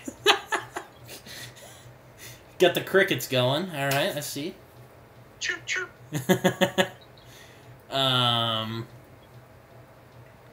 So, Valkyrie and Korg are hanging out, and Jane goes outside, and oh yeah, by the way, they just fucking ran with the comics where, it turns out Mjolnir makes Jane weaker rather than, healing her. Yes. I mean, I haven't actually read the comics yet. It kind of did get kind of spoiled for me, but I do have the second volume right here. So if there is one good thing that this movie did, it inspired me to read the rest of Aaron's Thor run. So there you go. Excellent. Enjoy. I know a good reading guide if you want one. Uh-huh. Shameless self-promotion. Oh god. So then we get another just like really corny scene that's kind of good, and then it just goes back to corny. So just goes back to Natalie Portman is just very unskilled at comedy. Horrifically, yeah. She's just... Oh, God, boy. They're, like, acting like love-struck teenagers, and then she's all like, I got cancer! I'm like, oh. And then it actually becomes kind of dignified for a minute, because, you know, Thor, he has, like, his kind of arc in this movie, is that he's struggling to let go of things. Kind of. Would that be right? Yeah. I think that's definitely what they were going for. I'm not sure they totally achieved it, but they got as close as they could. Again, I find it kind of undercuts the God Butcher arc, because, you know, there's a lot of cool stuff in the God Butcher arc. It's not just, like, Thor and Gore duking it out, even though they do that, and it's freaking awesome. Like, it's also about Thor doubting himself as a god. It's actually really interesting. What it means to be worthy. Mm-hmm. It's a big question. One he never really answers. It's just like... And then you're just like, well, why didn't they just do that in this movie? Like, come on. You had a good story in the Gore saga. Way more than one film. What? That would have taken way more than one film to cover all of that. That's true. I still reckon they should have done the first sort of maybe 1 or 2 Thor films setting up Gore, then do Avengers Original Sin, where maybe not OR2 because they haven't really introduced it yet, but maybe something with Nick Fury where he kind of goes bonkers or whatever, and all of the secrets for everyone get leaked. Everyone finds out everyone's secret. Thor loses the hammer. Jane picks it up. Cancer story, perfect. Mm-hmm. Would have been so good, but they just fucked it. So, Thor and Jane get back together, and Jane reveals she has cancer, and Thor does not like it. He just doesn't. Understandably, I mean, he doesn't want her to die. You know, they had a thing once. Even though, I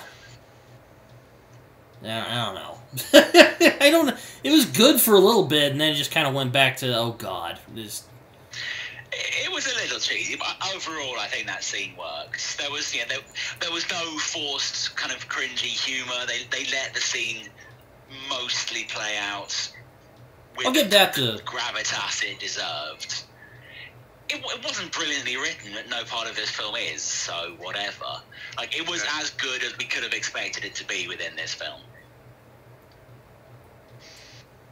It's like, what disappoints me the most about this movie, I think it's just underwhelming, but what disappoints me most is that Taika had a lot of things going for him, and it just kind of, whoop, just took a dive a little bit. Yeah. Like, from any other director, that scene would have been fine, but we know Taika can really stick the knife in and twist it. He could have made that scene a lot better and a lot more painful. I know! It's like Jojo Rabbit, again. A great movie. Such a good film. And the dramatic stuff in that movie is so good. I mean, the comedy in that, yeah. I mean, the comedy in it is kind of on and off, but the dramatic stuff, that is why I loved that movie.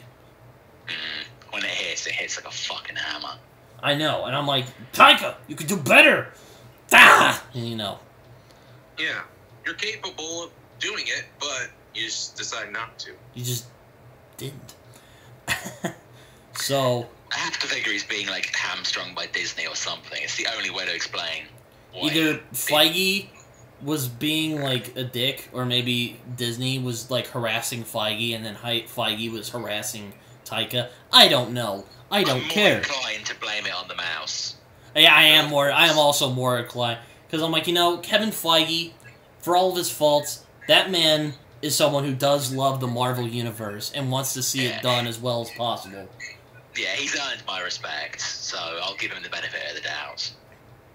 I mean, a lot of people give Feige a hard time, but, like, dude, you know how lucky the MCU is to have Kevin Feige? Like, this dude is a Marvel super fan. Like, he's a guy who knows Marvel very well, and he wants to do it as well as possible. Not enough to know that the MCU isn't at 616, though. You know what? Okay. So, all right, let's just get to the bottom of this. Oh my god. Okay, so the group arrives at the Shadow Realm because they figured out where the hell that was. I actually really like this fight scene between Gore and Thor. Hell yeah. Even though, again, going back to the comics again, not as good as the comic fights. Those fights, it's like, God, it's fucking Dragon Ball Z up in this bitch. Really. It's like Thor, I mean, that is funny I say this, but Thor literally, they're going Super Saiyan on each other. Like, it's a brawl. And in this movie, they're just kind of like fighting. I do like when Thor does the, like, he gets the finger and he tells him to come here and then they have a fight. I like that. But it's not as epic as the original, which just, I hate, again, I hate doing that. But it's just like, come on. It was a great sequence. It looked brilliant. The choreography was as solid as we can expect. Gore really felt like a threat. It's like it was a high point of the film for me. I really enjoyed it. Yeah, I like that bit. It could and should have been better. Yeah, it was solid. I do really like the black and white aesthetics. I think it looked very cool. Gore actually felt intimidating. Oh yeah, Gore was fantastic. Here and there. I like when he captures them and has all those vines, and he's like threatening to kill. I'm like, yes, yes. Oh my god, looking awesome. It's awesome. I know. It's like it's so good. It's the bit where he fucks up Valkyrie, isn't it? Yeah. Yeah, that was fucking savage, man. I'm like, I was not expecting that. And I'm like, oh. That was brutal. I'm like, oh man, Gore from the comics? Oh, thank you, Marvel. Thank you, Love and Thunder. Only took you about an hour and a half. We need a lot more of that. Only took you a while. I'm sorry, Jacob. What were you saying? Release the Waititi cut. Yeah, for real. I don't think Waititi's gonna do it. If you've heard, he's not a big fan of director's cuts. No. Why, Taika? Why? Joss Whedon was the same. I remember after I'm gonna just start again there. After Age of Ultron, because that film was a fucking car crash behind the scenes. Everyone was like, apparently there was a 3-hour-long director's cut that fixed a lot of the problems. And they were like, are you going to release it? And he was like, nah, fuck it. The one that hit the cinema is the one they want, so let them sit with it. I hope that doesn't jinx Taika Waititi. I hope he doesn't self-destruct as badly as Joss Whedon has. No. I mean, that wasn't a question of self-destruct. Now it's just a question of a crack appeared in the armor, so everyone was then free to share all the stories that were hanging around for decades before. Like, there hasn't even been a whisper of anything against Taika. By all accounts, he is an absolute gent behind the scenes. So yeah, he seems like a nice dude. Fine. Like that's the thing. He seems like a nice guy. Yeah. And I still maintain that his non-Marvel work is fucking fantastic. It's just he's kind of phoned it in with Marvel. Though, yeah. I mean, I have to say, though, I always kind of, I'll admit, I remember making fun of Taika a little bit because Taika's a big Joss Whedon fan. Well, maybe I didn't make fun of you because you like Joss Whedon, because I have a weird thing with Joss. I like his stuff, but every time I saw him talk or anything like that, I always got, like, super douchey vibes from him. Yeah. He does have that kind of 90s Valley Girl aesthetic to him, like... I think it was a couple of years back at Comic-Con, they had, I think it was called Nerd Inc. It was a little kind of side con run by, what the fuck's he called? Shazam, and like Nathan Fillion. Like, it was kind of just all that whole kind of nerd crew had a little side con where they were doing, there was an Orphan Black talk there that was fucking amazing. There was a bunch of Whedon-related panels, and that's one where he was being interviewed. The answers he was giving were all really great answers, but the way he was saying it was like, you've been drinking your own Kool-Aid a little bit. Like, looking back now, it's like, oh, the flags are clearly there. We just missed them because we didn't want to admit they were there. I think it was the feminist stuff that really kind of was like, okay. Red flag. Yeah. Not that men can't be feminist and get away with it, but plenty are. Let's just say Joss makes other male feminists look bad. He really does. Yeah. Oh God, you guys read that interview he did like a year ago, right? Oh God, yeah, that was Jesus Christ, that was terrible. Oh God, it was abysmal. But the best part of it was still the Penny Arcade comic that they did, ripping the piss out of the interview. I fucking love Penny Arcade. I've been supporting them for decades now. I have never been more proud of them than the comic they done that interview. Like, it had me in fucking tears. It was so funny. Strongly recommend you check it out. Oh my god. Just, ugh. I don't even, like, I didn't even like Joss Whedon. Like, I always thought he was kind of douchey from his, like, interviews. Even I felt bad when I saw it. I was just like, it was still painful to read for whatever reason. I couldn't finish it. It's like, Jesus Christ, this is torture. Yeah. Talk about fucking shooting yourself in the foot. Oh my god. For real. Oof. I don't even know why I felt bad. I was just like, I need Josh on here. He'd probably be able to tell me. Not Josh. Josh. There's a difference. Okay. You know, I'm also wary of watching Firefly because I love Cowboy Bebop so much. It just to deviate a little bit. Now we're just getting into Joss Whedon here. Ooh, it's a dangerous topic.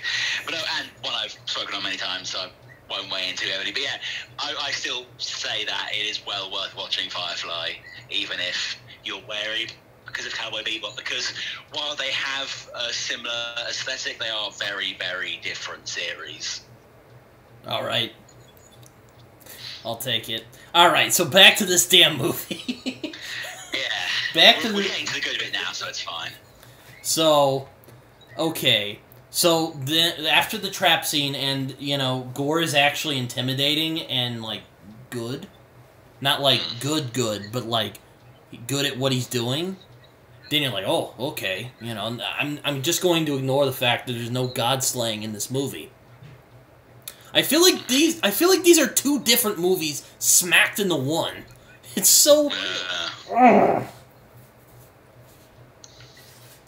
real. Like, the first two parts, it's like this pretty bad sketch comedy, and the final act actually becomes good. I know. Okay.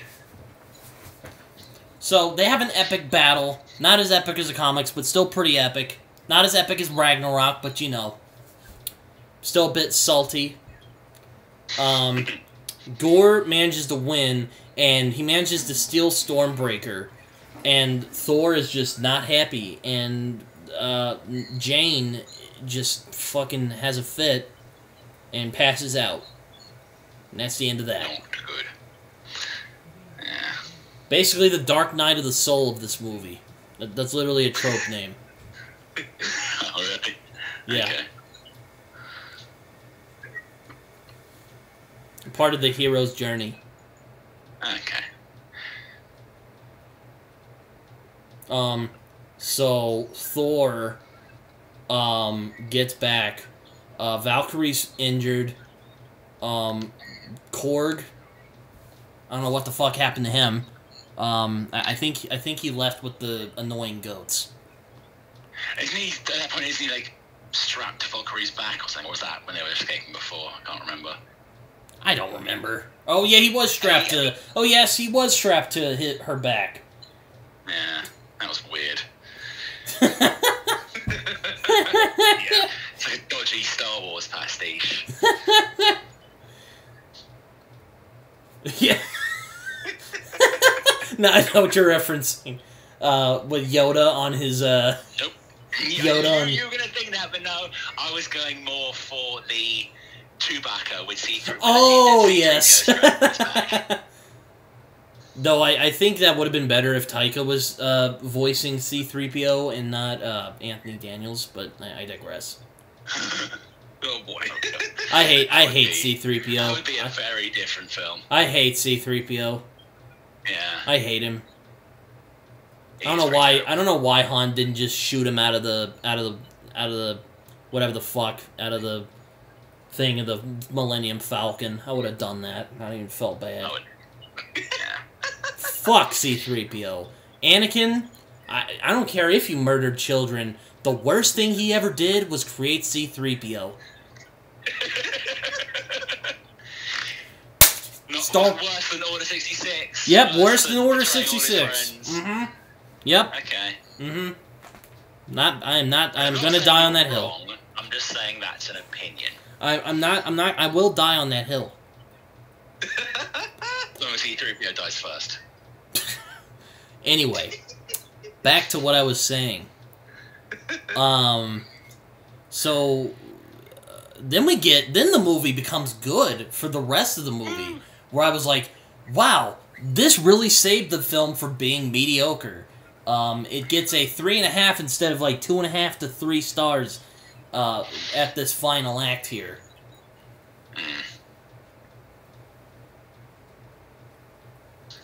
So,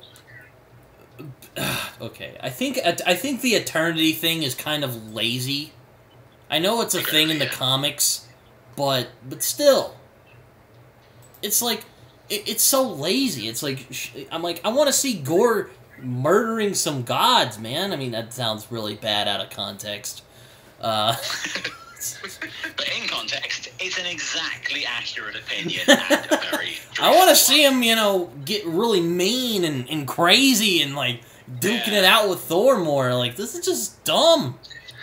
They've literally just given him the story arc from Eden Zero. Like, going to the center of the universe to find Mother to grant your wish. That's dumb. So bad. Stop it. It's so bad.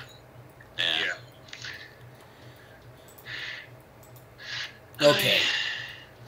Okay, guys. So, Gore... oh my god. My head is spinning. So, Jane goes to the hospital. Turns out that Thor ends up figuring out what happens. He ends up beating up a...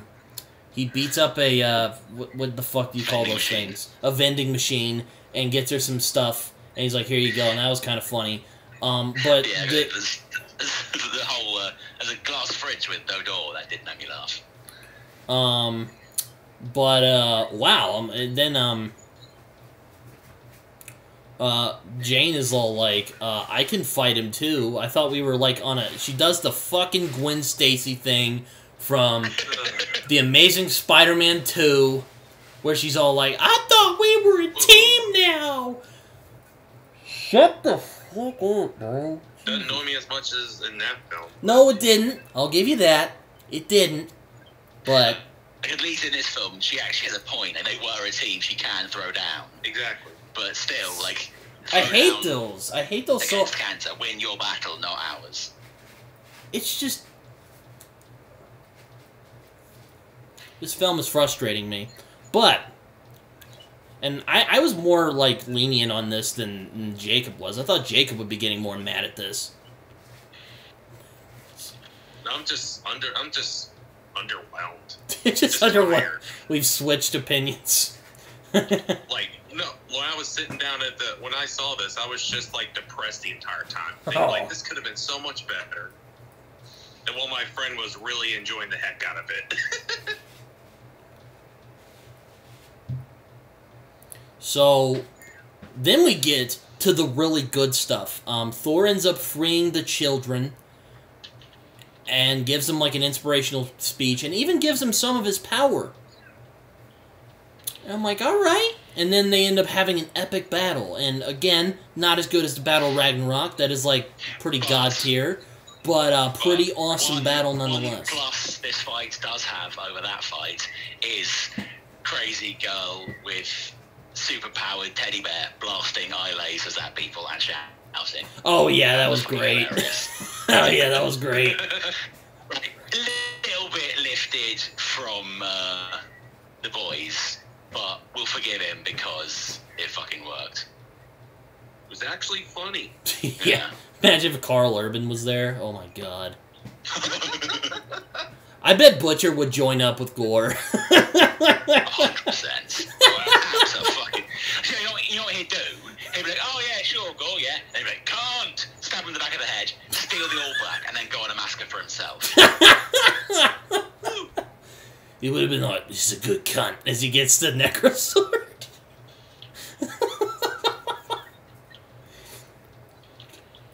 And he, like, becomes, like, a god, and then Huey's like, no, Butcher, no! Yeah. Because Huey sucks. Oh my god. Oh, jeez. I like Huey. I think it's because he reminds me of myself a lot, because I'm also a dweeby 20-something who likes Billy Joel. Oh my god. So, they have an epic battle, and that's pretty awesome. We see Thor just duking it out with Necrosword and Gore. That was awesome. And yeah, that was pretty cool.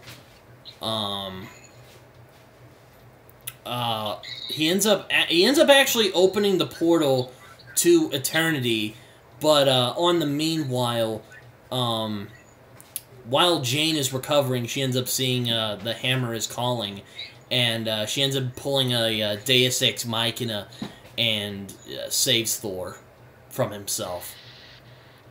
I would say again that scene is lifted almost directly from the comics. Oh yeah, I was about to say I've heard it's very similar to that in the comics as well. Yeah, it's against the Mangog in the comic, but like the whole thing where she's lying in bed, and then the camera just pans across and you see Mjolnir just floating there. Like I was like, hell yeah, that was I enjoyed that. That was very well done.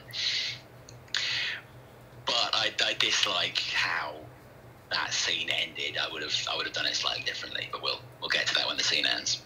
So they end up destroying the Necrosword, and Gore he's just fucking mad. He's like, all right, whatever. He's undeterred by this, and just goes into Eternity's realm.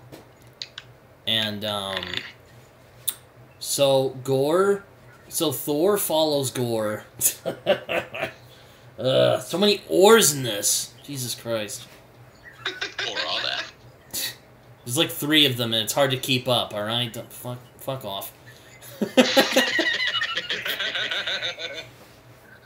Oh my god, my head is spinning, and I like this part of the movie. So there you go.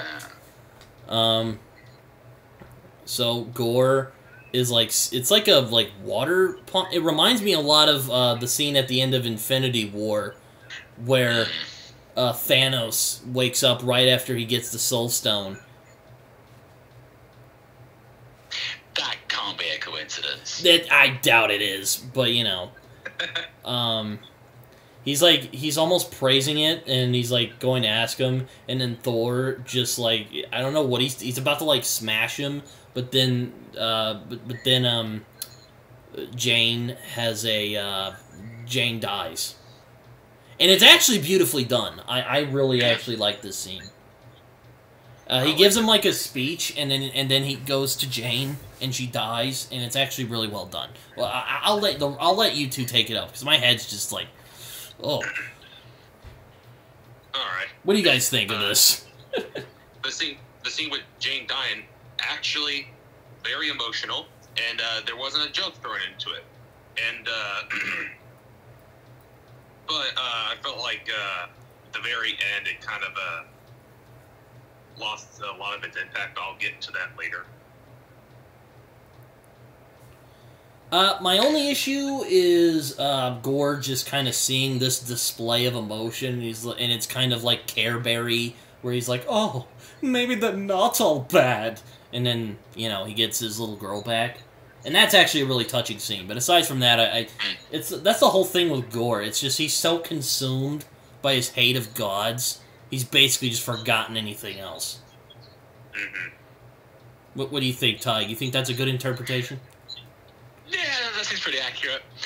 My one, like, generally I have to agree with you, that whole the end of the fight, and then Jane's last scenes, really well done. I loved her kind of turning to gold dust and sparkling away in the same way that Odin did. All really well done.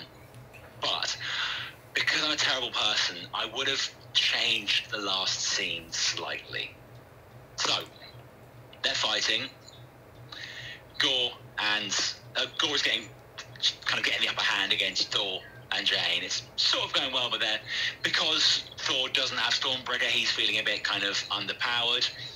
Jane's sort of slowly breaking down. She's arrived. She's a bit worn out, obviously. And we need to destroy the Necrosword. And Thor's kind of hammering away, and it's just not fucking breaking. And then Jane's off to one side, like, dude, the hammer's right here. You know what to do. And force, like, the sword's there, and he's got to break the sword, but he knows he has to take Jane. Let's take the hammer. But he knows if he takes the hammer, that'll kill Jane. But that'll defeat, like, make him really choose between, does he actively sort of pay Jane's life as a cost for defeating Gore, or does he sort of try and find a different way and potentially lose the fight? I think just putting that level of kind of choice for Thor there would have been quite a good move for Thor, because it would have tied in with his whole plot for this film that was very much about kind of him not being able to say goodbye to things. That would be his way of kind of saying goodbye to her. And it would have just been a bit more kind of painful for him, and I like that. Because I'm horrible. So, yes. Gore sees this display of emotion from Thor, sees his daughter's back, and he's just really happy to see her. And I thought that was a beautiful scene. Not quite the Gore of the comics, where I think he would have just been like, fuck that, and just tried to kill Thor again. Yeah. I was about to say, I don't think the Gore, the original Gore, would be that sentimental. Dude, not a chance. If this was comic school, he would have been like, oh, what a touching scene. One god's about to die and the other god's watching. If I strike now, I can kill them both in one strike. Fuck them both. Then he sees, like, his boy go, oh, Dad, don't! And he's like, fuck that! Yeah. You're dead! Yep. Oh, jeez. So, Gore's about to die. And then he says, Thor, take care of her. And he's like, I will. Don't worry. And, that's that. Oh, yeah, there is a really dumb part where there's, like, a subplot where Jane is trying to come up with her, like, superhero quote. So Jesus. bad. And then it ends with her going, feel my thunder! Or something like that. I don't even remember now. Yeah. But it's so bad. Just, I don't like it. I just don't. Like, Natalie, if you're watching this, you're not funny. Just stick to dramatic acting. Yep. And her dramatic chops are really good in this movie, but, jeez, she's just not good with the comedic stuff. No. Not at all. Even stuff like, you know, God. I thought you were talking about... You know what? Never mind. I'm not going to talk about Leon again, because that's a whole other conversation. We'll get you on if we do... Well, I'll get you... I promise I'll get you on for the Leon the Professional episode. Good. That'll be fun. We'll all end up on some kind of watch list after that, but it'll be worth it. So in the aftermath, Korg's body is restored, and it turns out that his species is... I guess his species is homosexual? Yeah. I'd say they're just... It's a sort of monogender species. There are only the men, so it's kind of like Asari in Mass Effect. Oh, yeah. Mm-hmm. And he ends up getting with the Korg version of Dwayne "The Rock" Johnson, and it's that old photo of him from the 80s, and it's fucking hilarious if you've never seen it. And he has that mustache, too. Oh, my God. I think his name even is Dwayne. It is, yeah. He's Dwayne The Rock. That is funny. Funny. It is funny. Probably the best joke in the whole fucking movie. It's a bit subtle. Jane sacrifices honor to New Asgard, while Valkyrie and Sif begin training the children. And once again, I'm pissed off that they didn't put more time into Sif. Yep. God damn it. So, but it actually ends on a pretty good note, because Thor ends up adopting Love, and it's actually pretty sweet. And I think why it is sweet is because they're actually father and daughter in real life. So there you go. Yeah. Mm-hmm. It all fits so well. And I actually like the idea of Thor gaining a new purpose by becoming a dad. So there you go. Yeah. I like it. It rounds off the character quite nicely. Like, he is technically still there. If you wanted to bring him back, you could. But we can now just assume he's gone from kind of mainline continuity, but he's just off exploring through the stars, saving people with his daughter. Mm-hmm. Well, Jacob, I thought you were saying something? Oh, yeah. I was agreeing with both of you. I really like how the movie ended.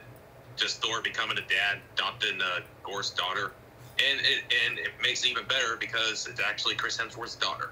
Yeah, I know. I think it makes it better that it is actually his daughter. Oh yeah, most definitely. It's definitely better because it's his daughter.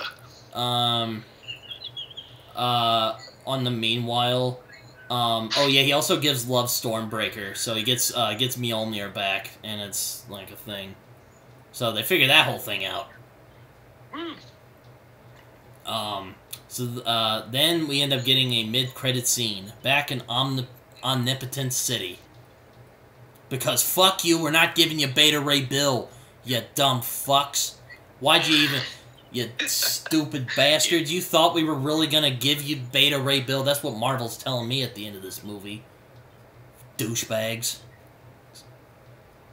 Zeus is like, hey Hercules, go kill Thor. And he gets this just like average looking built guy to be Hercules.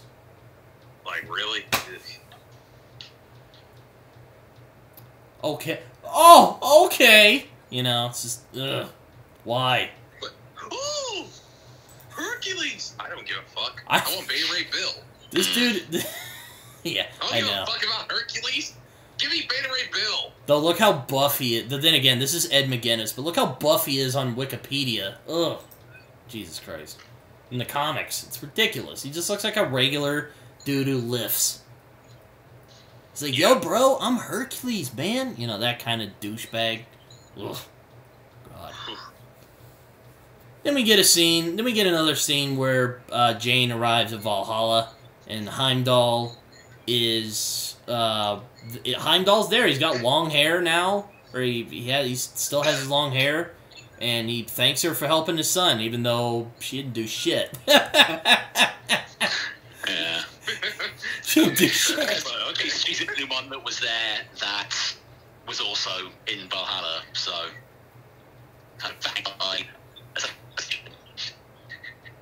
The thing is, I have a theory, though. Yeah, what is your theory? Will return. Well, do you know how apparently when that aired, Taika and Chris Hemsworth were both like, "Willy fuck, we've both signed off for the Marvel. We're done with this." I have a distinct suspicion, given how Jane Foster is now in Valhalla. Yeah. Do you know who else lives in Valhalla? The Valkyrie. Do you know who Jane Foster is currently in the Marvel 616 comic book continuity? Oh, yeah. Valkyrie. Oh, yes. I reckon we might get a Jane Foster, the Mighty Valkyrie film, as opposed to another Thor film. And please, for the love of God, don't let it be a comedy. If Natalie Portman's there, it won't be a comedy, whether they intended to be or not. But, yeah, please let them just, like, get frickin' Torun Grombeck to write it, because she's fucking amazing. Oh, yeah. And just make it actually good. Yep. No Stormbreaker or Mjolnir love triangle. Not Oh, right my now. God. So that was Thor Love and Thunder. Oh, my God. It was. And, I wish it was better than it was. That's all I can say at the end of this. I was worried it was going to be a lot worse. So I'm quite glad it was a decent flick. I enjoyed it, but it could have been better. But it also could have been a lot worse. Oh my God, it's just... I was kind of let down, bro. Like, I was heartbroken, yo. Like... Me too! I was kind of heartbroken at the end of this movie. I was like, man... My dad was like, I was alright. No, you don't know how much stake I put into this.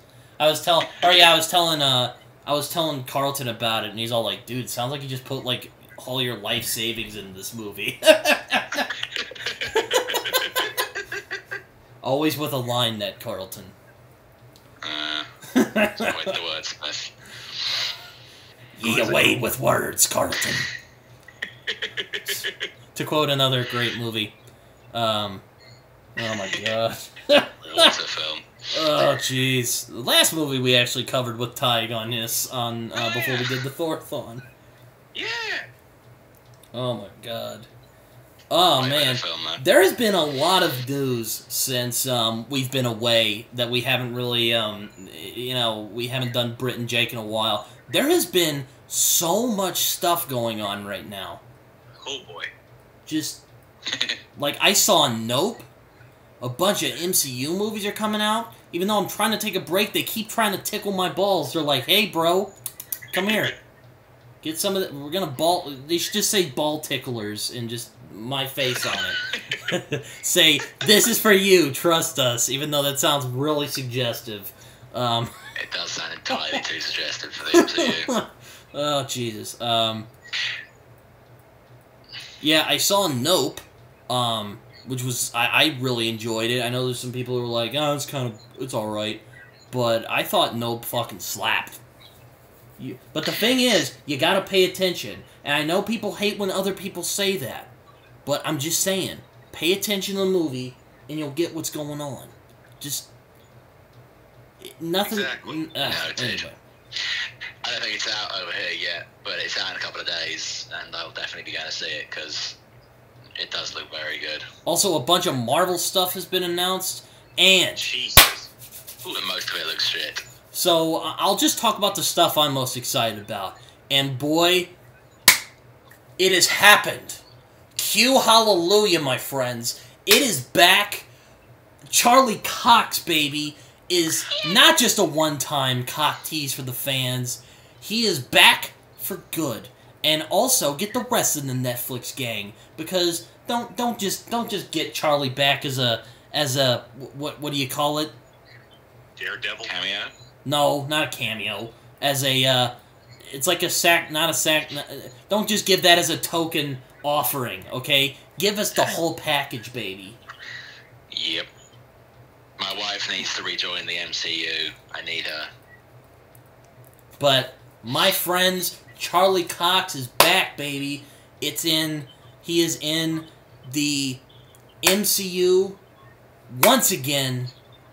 Daredevil, yellow suit in the She-Hulk show, which I was kind of hesitant to watch, but now I'm definitely going to because Charlie Cox is going to be in it, and I don't give a shit. His Daredevil is awesome.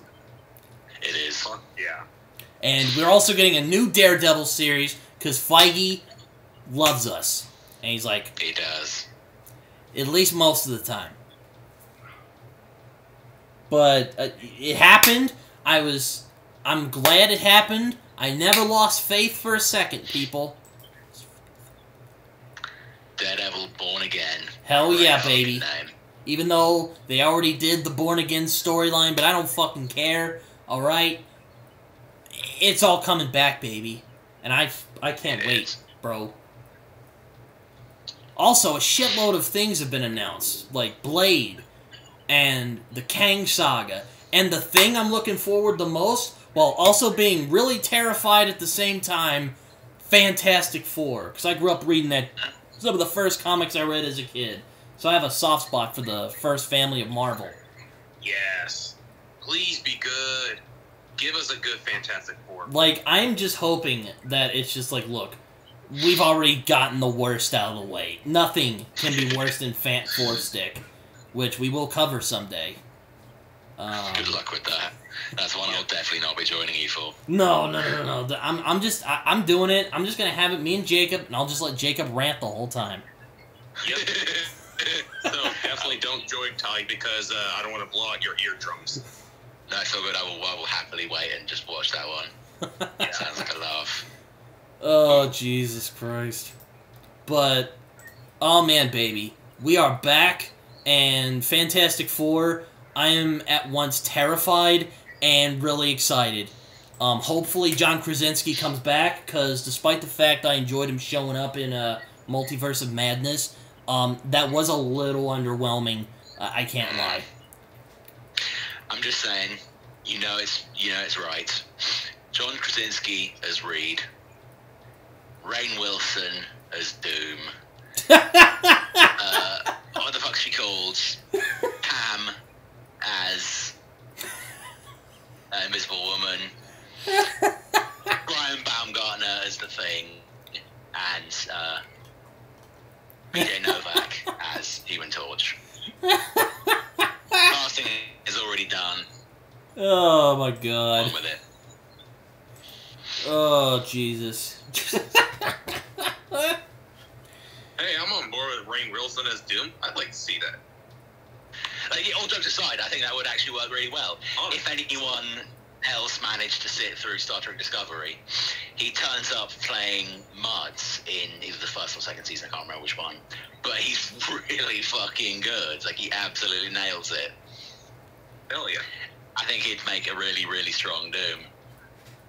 I'm kind of mad that Doctor Strange already used Mads Mikkelsen because he was my #1 pick for Doom, but he would have been great too.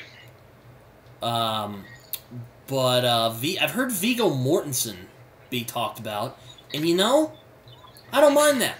I'm a big Viggo Mortensen fan ever since Lord of the Rings, baby. Yeah, that could work. Yeah, dude's great at accents. Let him on, baby. And I heard that Doctor Doom is going to be a big baddie. What do you guys think about this?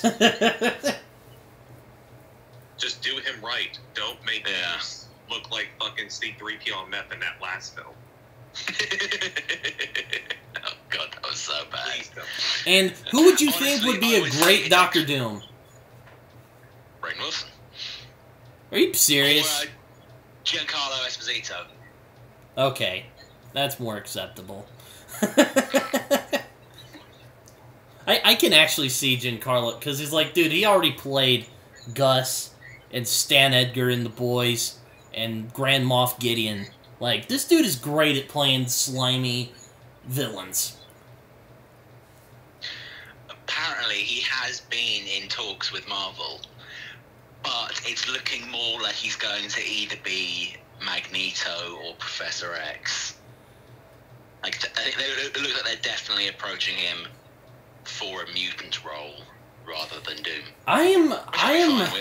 I've heard rumors that the X-Men might be showing up, and may not be just rumors because Professor X did show up in Multiverse of Madness. But what do you guys think of this? Because I have mixed feelings about it. 100% there for it. My question is, who's going to be Wolverine in the MCU?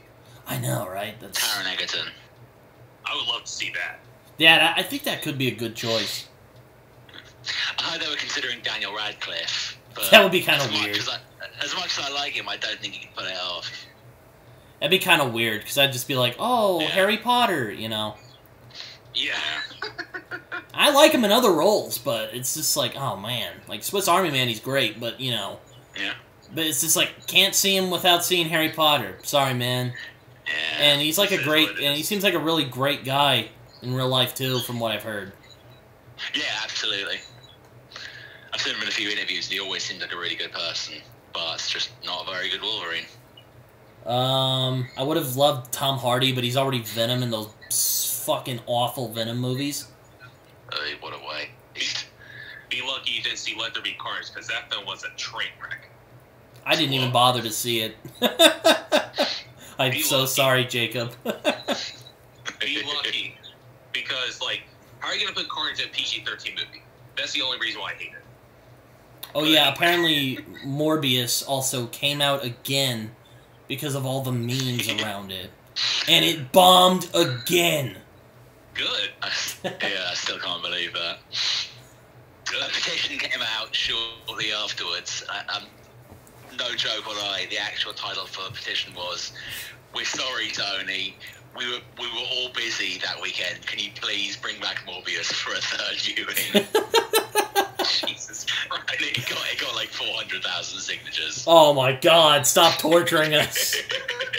I haven't even seen the whole thing, and I've seen only clips out of context. I'm like, I don't want to see this movie. Yeah, it looks terrible.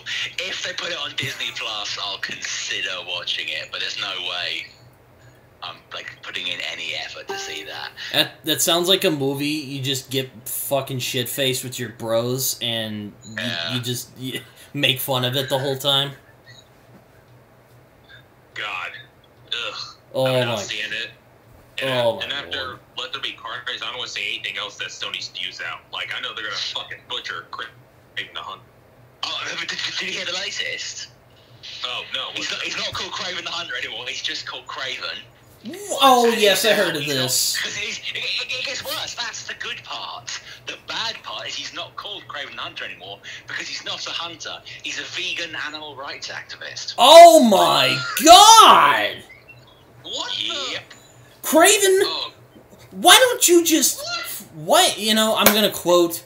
I never thought I would quote someone as deplorable as Eric Cartman, but it just makes me want to pull out, like, moon them and just be like, why don't you just stick it in my ass right now? Just fuck me in front of everybody, because that's what you're doing right now, Sony.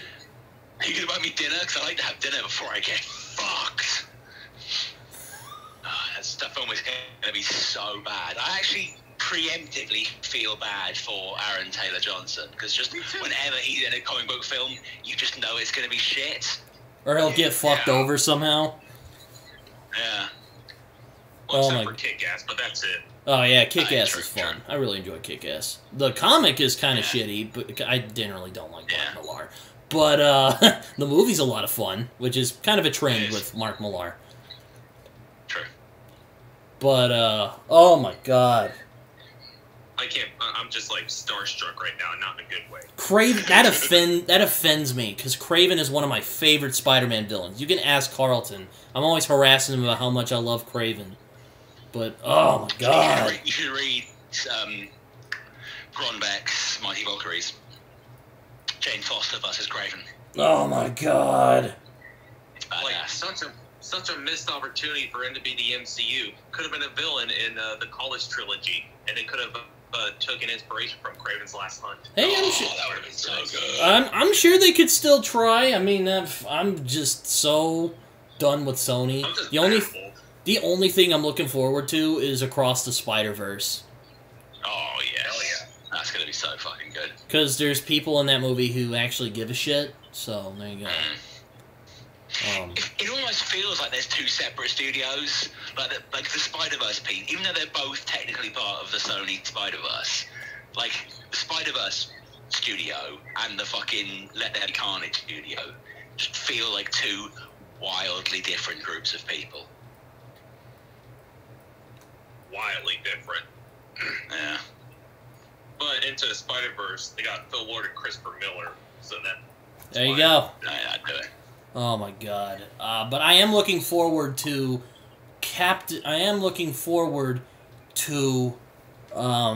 not Captain America: New World Order, though. That could be interesting because Falcon and the Winter Soldier was so good.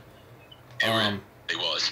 I'm a little bit worried that it's just going to be retreading old grounds. Like, I heard Yeah, the I'm story nervous for it was about that, just, too. like, the government not accepting Cap. It's like we just had a whole season of that. We don't need to see that story again. If it starts with, all right, Falcon is now Captain America, everyone's fine with that. But like the villains don't accept him, so he has to beat the crap out of them to prove he's the man. I would be okay with that. But if he's still getting pushed back from the people, not there for that. Because they already done it. We don't need to see it again. I am also looking forward to the Kang saga because Jonathan Majors in Loki episode 6 was so fucking good. I want to see him as Kang. I can't wait to see him take on Kang and see what he does with the role. Because he was so It's the only freaking reason good why in I want to Loki. see Quantumania. Yeah, I know Oh, that... speaking of Quantumania, that fucking MODOK design. Oh my God. Oh, did you see that? Dude, Carlton Yeah. showed me that last Carlton showed me, night. Carlton showed me, I was like, who the fuck is this? He's like, it's MODOK. I'm like, no, it's not. It's fucking MODOK. Yeah, exactly. MODOK looks so bad. He looks like an I didn't aborted think we could Transformer. get disrespected worse than that fucking Hulu cartoon. But He looks- somehow they managed it. He looks like a failed abortion of a Transformer. Exactly. It's like a Transformers butt plug. So Just- horrendous. Why? I mean, I get he is supposed to be a lame villain. And hey, if you get Patton Oswalt back, that'd be great. But, It looks like they're getting Jim Carrey. well, maybe Jim That would Carrey be could do great. it. Isn't he retired, though? Yeah, but for about the third time. Like, if the check is big enough, he'll come back. Oh my god. So, yeah, there you go. But I am looking forward to the Kang Saga, though. And who better to get to direct these massive movies except for the Shang-Chi guy, Destin Daniel Cretton. I think that's his name. Hold on, let me look again. I need to make sure. And hey, if he watches this video on the off chance, apologize for that. If you watch this, make Shang-Chi 2. That film was fucking sick. Destin Daniel Cretton, I need the sequel, who made Shang-Chi, The Legend of the Ten Rings, which was one of the best recent Marvel films. He is going to be making... leaps and fucking bounds. He is going to make the Kang Dynasty movie, and I can't wait to see that. For it. All I The know question is, will they tie him to the Richards family, as he is sort of in the comics? I'm sure they will. I don't know why not. It's just rumors. They are. I mean, come.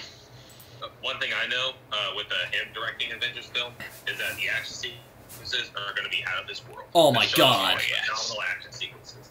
Yeah. I am only worried that it'll end up like the Russos, where they'll only go down after making a masterpiece like Endgame. Because I saw Cherry, and that movie was pretty underwhelming. I want to see the Gray Man. Was even more underwhelming. I want to see the Gray Man, but I've heard it's also kind of underwhelming. Is that Russo brothers? Yes. I've heard very mixed things. It sucked for me. But yeah, Kang Dynasty, Destin Daniel Cretton.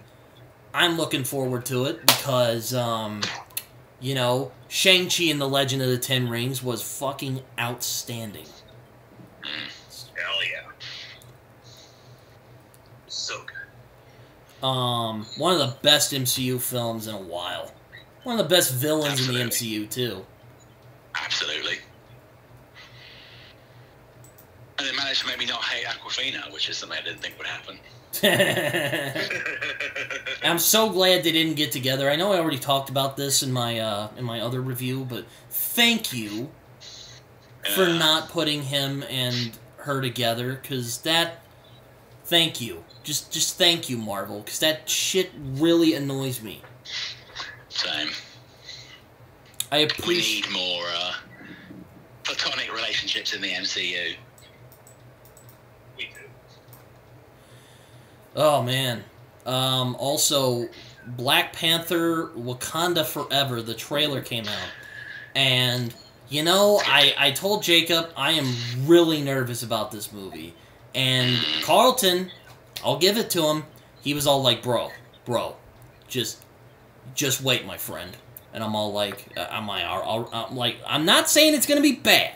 All I'm saying is I am very worried about it because, you know, our boy Chadwick died, may he rest in power, and the dude, and not that I'm thinking they're going to make a bad one, but how the hell are they going to, you know, make a movie after he died unexpectedly? Then the trailer came out, and I'm like, alright, I'm sold. Let's see what this movie's about. And he's all like, I told you, you motherfucker! I'm all like, uh-huh, yeah. I skipped the trailer. Oh, the trailer Didn't is watch it. fantastic. I have heard. But here's the thing. I trust Coogler as a writer and director. He's not let me down so far. I trust the cast. I'm gonna go in blind. So I'm kind of done with MCU trailers right now. They either overpromise or overshare, and so I'm just kind of... I know I'm going to see all the films anyway, because I'm a fucking Marvel whore. So I'm just skipping all the trailers now. But yeah, like... I don't know. I saw what apparently is a kind of leaked outline of the film on Reddit. I don't know if it's legit or not. But it was shared by the same person that shared a Thor leak, and the Thor leak was pretty accurate. So if that is the kind of... Stop reading leaks on Reddit, Taheg. Jesus. Side note, the Thor one I read after seeing the film, and the Black Panther one I read by accident. So... Yeah. But if that is the path they go, it should be pretty fucking spectacular. Like, it's gonna be good shit. Jacob, what did you think of the trailer? Did you see the trailer for Black Panther Wakanda Forever? Not the whole thing. I'm kind of like Ty. I just want to go in blind. I'm still very nervous, but from what I've seen, it looks pretty fucking good. Because I was just like you, Brit. I was very nervous because how are they gonna write out T'Challa in the MCU? But other than that, I'm down for it. I'm definitely gonna see it, and I hope it's great. That's all I can say. Because I trust, I'm with Taika. I trust Coogler as a writer and director. He has not let me down yet. All of his films have been great so far. Creed, I think, is excellent. I agree. That is a great film. Love it. Fucking love Creed. So good. Second one, not so much, but he didn't do that one, so it's fine. And, but yeah. Black Panther, and the first Black Panther, I just love. Oh, fantastic. So, dodgy CG, but aside from that, or dodgy CG at times, but aside from that, great film. It starts better than it ends, but yeah, very, very strong film. I will say, we're also getting the Marvels. Don't give a shit about that. Nope. Guardians of the Galaxy Volume... After Miss Marvel, I am quite excited for the Marvels. I do still need to see Miss Marvel, but I'm trying to take a break from the MCU. I am trying to take a break from the MCU right now, which is why I keep getting mad that they keep getting me excited. So, fuck you, Kevin Feige. Trust me, if you want to get excited and not be able to control it, watch Miss Marvel.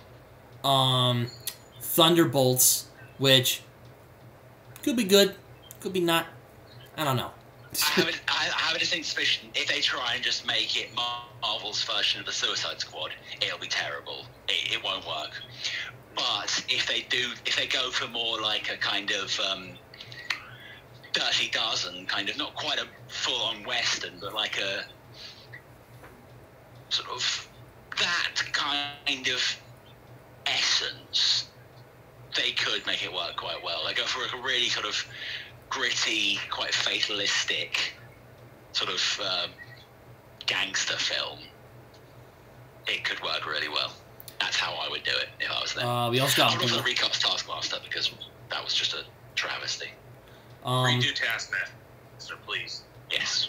We also get Blade, a new Blade movie, which I am looking forward to despite myself. Mahershala Ali is a great choice, I think. He is. Hopefully they don't, I mean, it's been a while since I don't remember if I've seen the Wesley Snipes version. I know the first one is really good, but you should. It's great. Love Blade. Wesley Snipes, perfect. Blade 2, also really good. Blade Trinity, we won't discuss that here. It has Jessica Bale and Patton Oswalt and Ryan Reynolds. I know there's a line where he calls someone a thunder cunt, so that I bet that's a fun part. He does, yeah. A raging thunder cunt, I believe. But yeah, the Marvels, not really looking forward to it. Just nah. You know what happened the last time I saw Captain Marvel? You fell asleep? No, I was just thoroughly underwhelmed by it, aside from the cat scratching out Samuel L. Jackson's eye. That was it. That first one is an absolute car crash, but I'm really hoping the second one will be better. Just because I'm kind of hoping if there's just a lot of Iman Vellani, a decent amount of Teyonah Parris, and then very little the other one. That'll be good. Space Karen. You wanted to call that Alison Brie, that's not her fucking name. Brie Larson, there we go. Or better yet, recast Brie Larson with Alison Brie, that'd work. Yeah, that'd be awesome. There's the Rick and Morty episode where Alison Brie plays, that, like, she's basically Captain Planet. Yeah. It's really sad, but, you know, I digress. Then we get Avengers Secret Wars, which, oh boy, let me tell you guys, Secret Wars the one from Jonathan Hickman, not the one from the 80s.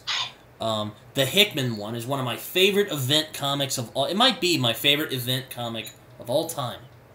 So, do not fuck this up, Marvel, because that story is so freaking awesome. Just imagine how fucking savage it would be to have Thanos come back and show up and be like, I am Thanos, I have returned because Infinity Gems. And then God Emperor Doom just be like, oh, that's cute. Pull out your spines. Oh my god, yes. I am Doom, kneel before me. Oh my god. Ah! Yes, I want it so badly.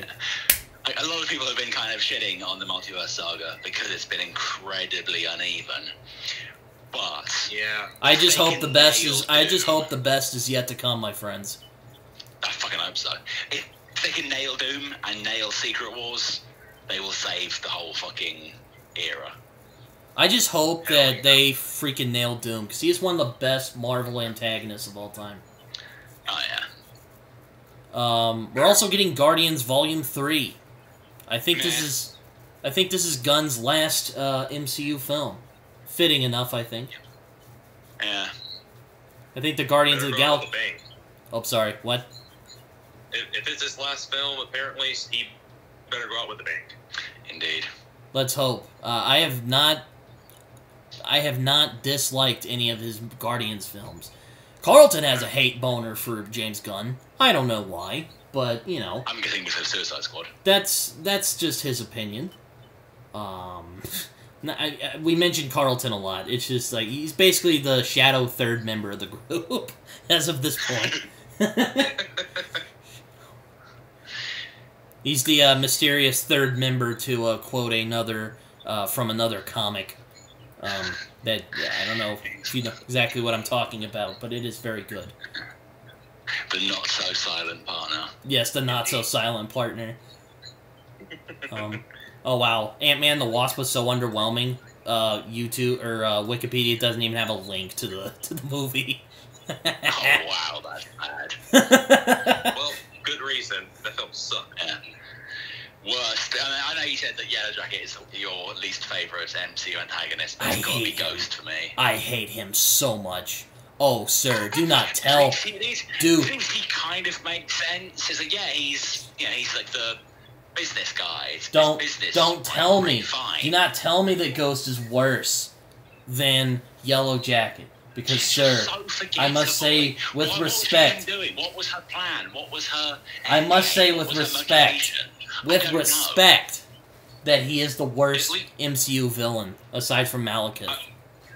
I'm gonna have to side with Taika on this, because at least Yellow Jacket was so bad he was memorable. Ghost is just kind of forgettable. Yeah. No, but why I hate him so much is that he's such a tool. And he's so oblivious to everything. He is so oblivious to everything. I'll say I am saving my Yellow Jacket rant for the Ant-Man review, if we'll ever get to that, because I don't have a lot of strong feelings about the Ant-Man movies. Yes, that would be a hard review because there's just nothing there to talk about. Well, I mean, it is fun, but aside from that, just yeah, it'll mostly just me ranting about how Edgar Wright should have directed it. I mean, I would join you because I would have loved to see Edgar Wright direct. Yeah. Oh my god. But yeah, Guardians 3 is going to be coming out, and James Gunn is basically just kind of... I'm guessing, that, from what I've heard, it's going to be a swan song. And you know what? After the way Marvel did him dirty, I don't blame him for wanting to leave after doing his final hurrah. Yeah, I'm with you on that. I would just, if I were him, I would just fill it with loads of, like, in-jokes and references to Marvel being dickheads. And just see how many he can get past the censors. I know our mysterious third member, Carlton, just doesn't like James Gunn for some reason. Too much humor? I don't know. I don't know. He just says the only reason he's ever really given to me is edgy humor. I'm like, dude, you watch Family Guy, okay? Don't fucking get started on the edgy humor going too far. Dude, you said humor. There's no humor in Family Guy. Fuck Family Guy. I hate Family Guy. Those first couple seasons are good. I mean, PTV's a classic, but aside from that, Yeah. fuck Family Guy. Fucking hate Family Guy. So funny. South Park, Bob's Burgers. South Park Put all away. the way, sir. I do not even feel sorry. Replayed the Stick of Truth recently. What a game. Still so good. I still need to I know of it. I just need to play it. Dude, you really do. It's so funny. It's just like the most fucked up game. There's one point where there's this alien goo that has started. Anyone that touches it turns into a Nazi zombie, and some of it gets spilled on a Planned Parenthood, so you get Nazi zombie fetuses. Oh my god! And you and Butters are crawling through the fence of Planned Parenthood, watching Nazi zombie fetuses murder a bunch of government agents. And Butters, I gotta play it now. I have to play it now. Predates everything. He goes, wow, it's a Holocaust out there, and just keeps crawling along. I wonder if Secret Wars. So since the Secret Wars is coming out, I wonder if Doom is going to be the big bad, or if Kang is going to be the big bad, or if they're both going to be the big bad.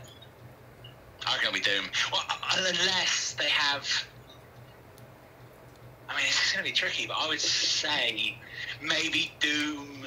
Doom would be the big bad, but Kang would be taking like Molecule Man's role, where Kang is the one that's kind of brought about the power, but then Doctor Doom has stolen the power. Yeah, he just goes, And is kind of nope. harnessing it. No. He does the old noperoo. I'm the bad guy now. Yeah. But we'll see. I'm excited to see Jonathan Majors take center stage. Hell yeah. Yeah. Perfect He's a casting. great sort of choice for You the saw role. him in Loki. Absolutely killed it. That's one of the cases where I have to disagree with Chris Stuckman on his take on Loki. I'd be like, my good sir. That final episode was fucking awesome. I don't care what he says. I don't care if it was a shameless info dump. It was freaking awesome, dude. Awesome. It was well dumped, so you can't really fault that. Oh my god. What else is there to talk about? There are television series, but Agatha Covenant Chaos. I don't care about that. Don't care. Ironheart, not real. I feel like Ironheart is just like a more like a lesser good version of Justin Benson and Aaron Moorhead are going to be doing Loki season 2. Oh, yes. Fuck yes. Oh, it's going to be great. They're great directors. Secret Invasion. Echo? I've heard that, Echo, after seeing Prey yesterday, I really wish Amber Midthunder was cast as Echo, because she would have been amazing. But, I'm mostly just watching that for Daredevil and... Kingpin? Kingpin, yeah. Another just understated greatest antagonist in the MCU history. Well, to be fair, we didn't really know if he was MCU, because they kind of were just not really sure what to do with Echo. Or not Echo, with the Netflix Marvel shows. Kingpin, one of the greatest antagonists in the history of the MCU, if you ask me. For sure, absolutely. Up there with Marsha from Luke Cage and Cottonmouth. And Kilgrave. Yeah.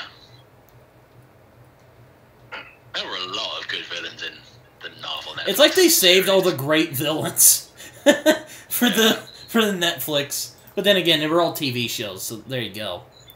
Yeah. True, we had more time to build them. But my good sir, wait a minute. They're gonna have another head writer on Loki season 2? Why? It's just like, why?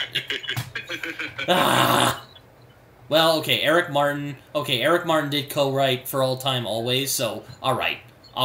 and the Nexus event. Okay, so we're in good hands. I was a little too quick to the chode on the guy. Yes. I also thought I was quite surprised not to see Deadpool 3 anywhere on those release lists. Well, that's the thing. I'm not a big Deadpool fan, even though I do like the Ryan Reynolds movies.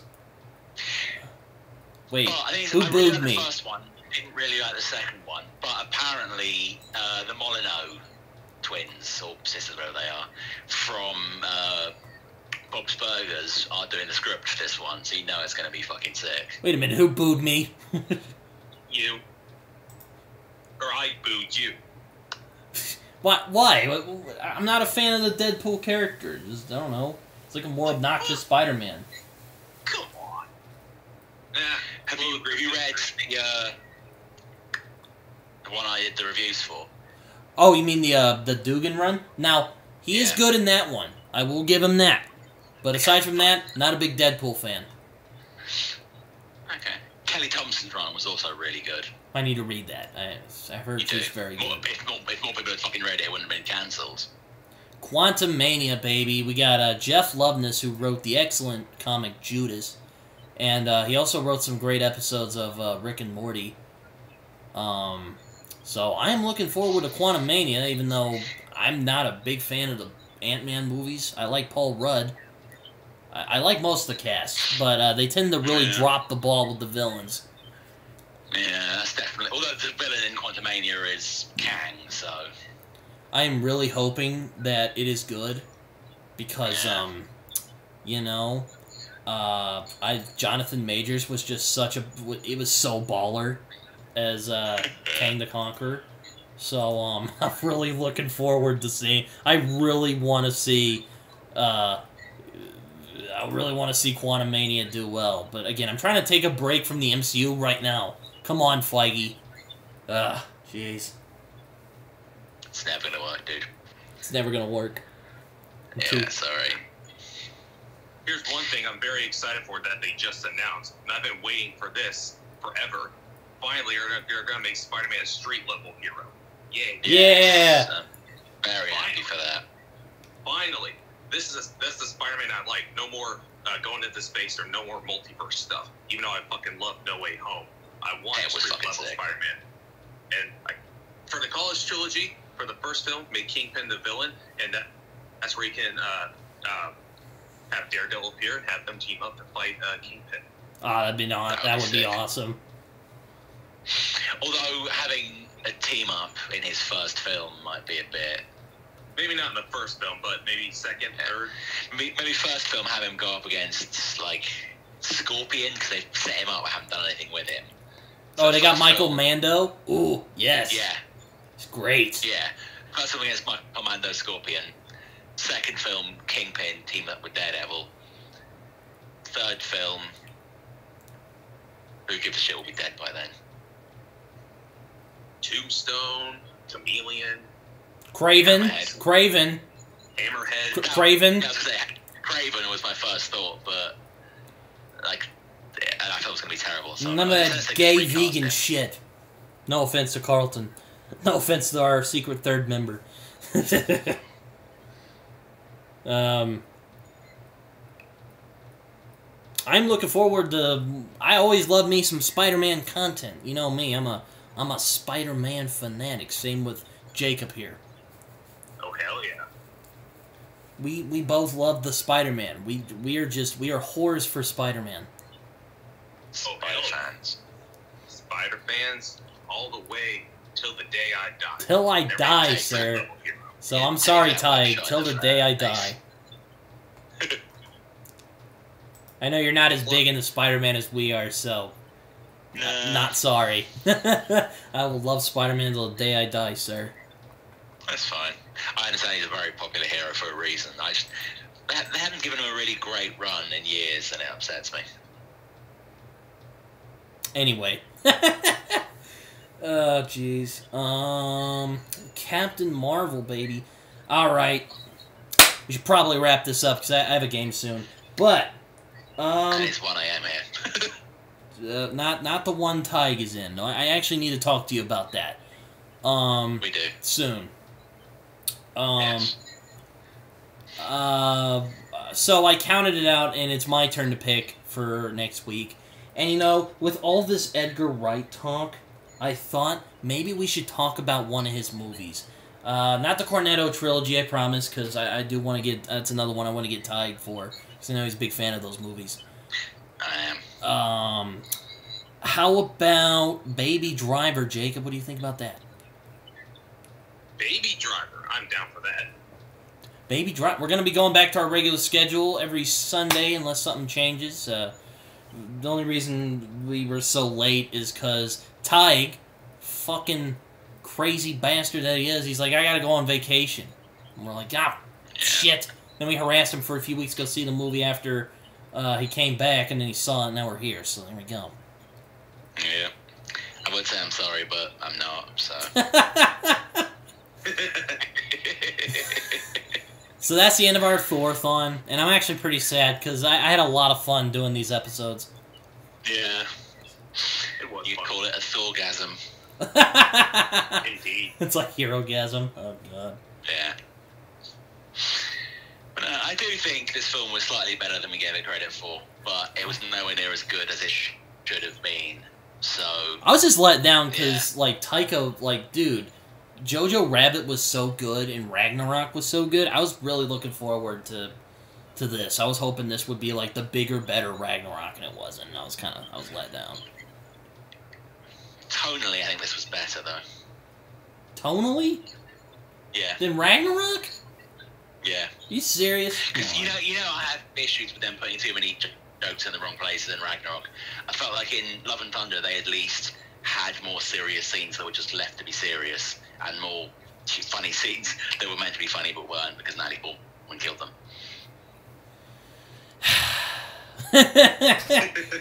Ty's killing me, man. Anyway, this has been Brit and Jacob of the movies. I've been Britton. And I have been Jacob. And also, honorary Viking Taheg. Thank you, sir, for coming on for these 4 episodes. Love having you on, man. It was an absolute pleasure, and I can't wait to come back and get put on some kind of list after talking about The Professional. We'll make a list. Films to talk about with Taheg, and I probably will actually make that list, because I have a habit of making lists. I have quite a bit of twice. And also with Carlton and Raymond, whenever we get his crazy ass back on here. They're harassing me to see the Jurassic World movie, and I'm like, dude, I don't want to see Jurassic World. Ugh. Well, you're gonna have fucking awful. Ugh, God. Anyway. Alright, so, yeah, we're back, baby. Every Sunday again. So we're going to be doing Baby Driver next week. I guess. So, alright, take care, everyone. Bye-bye. Yeah.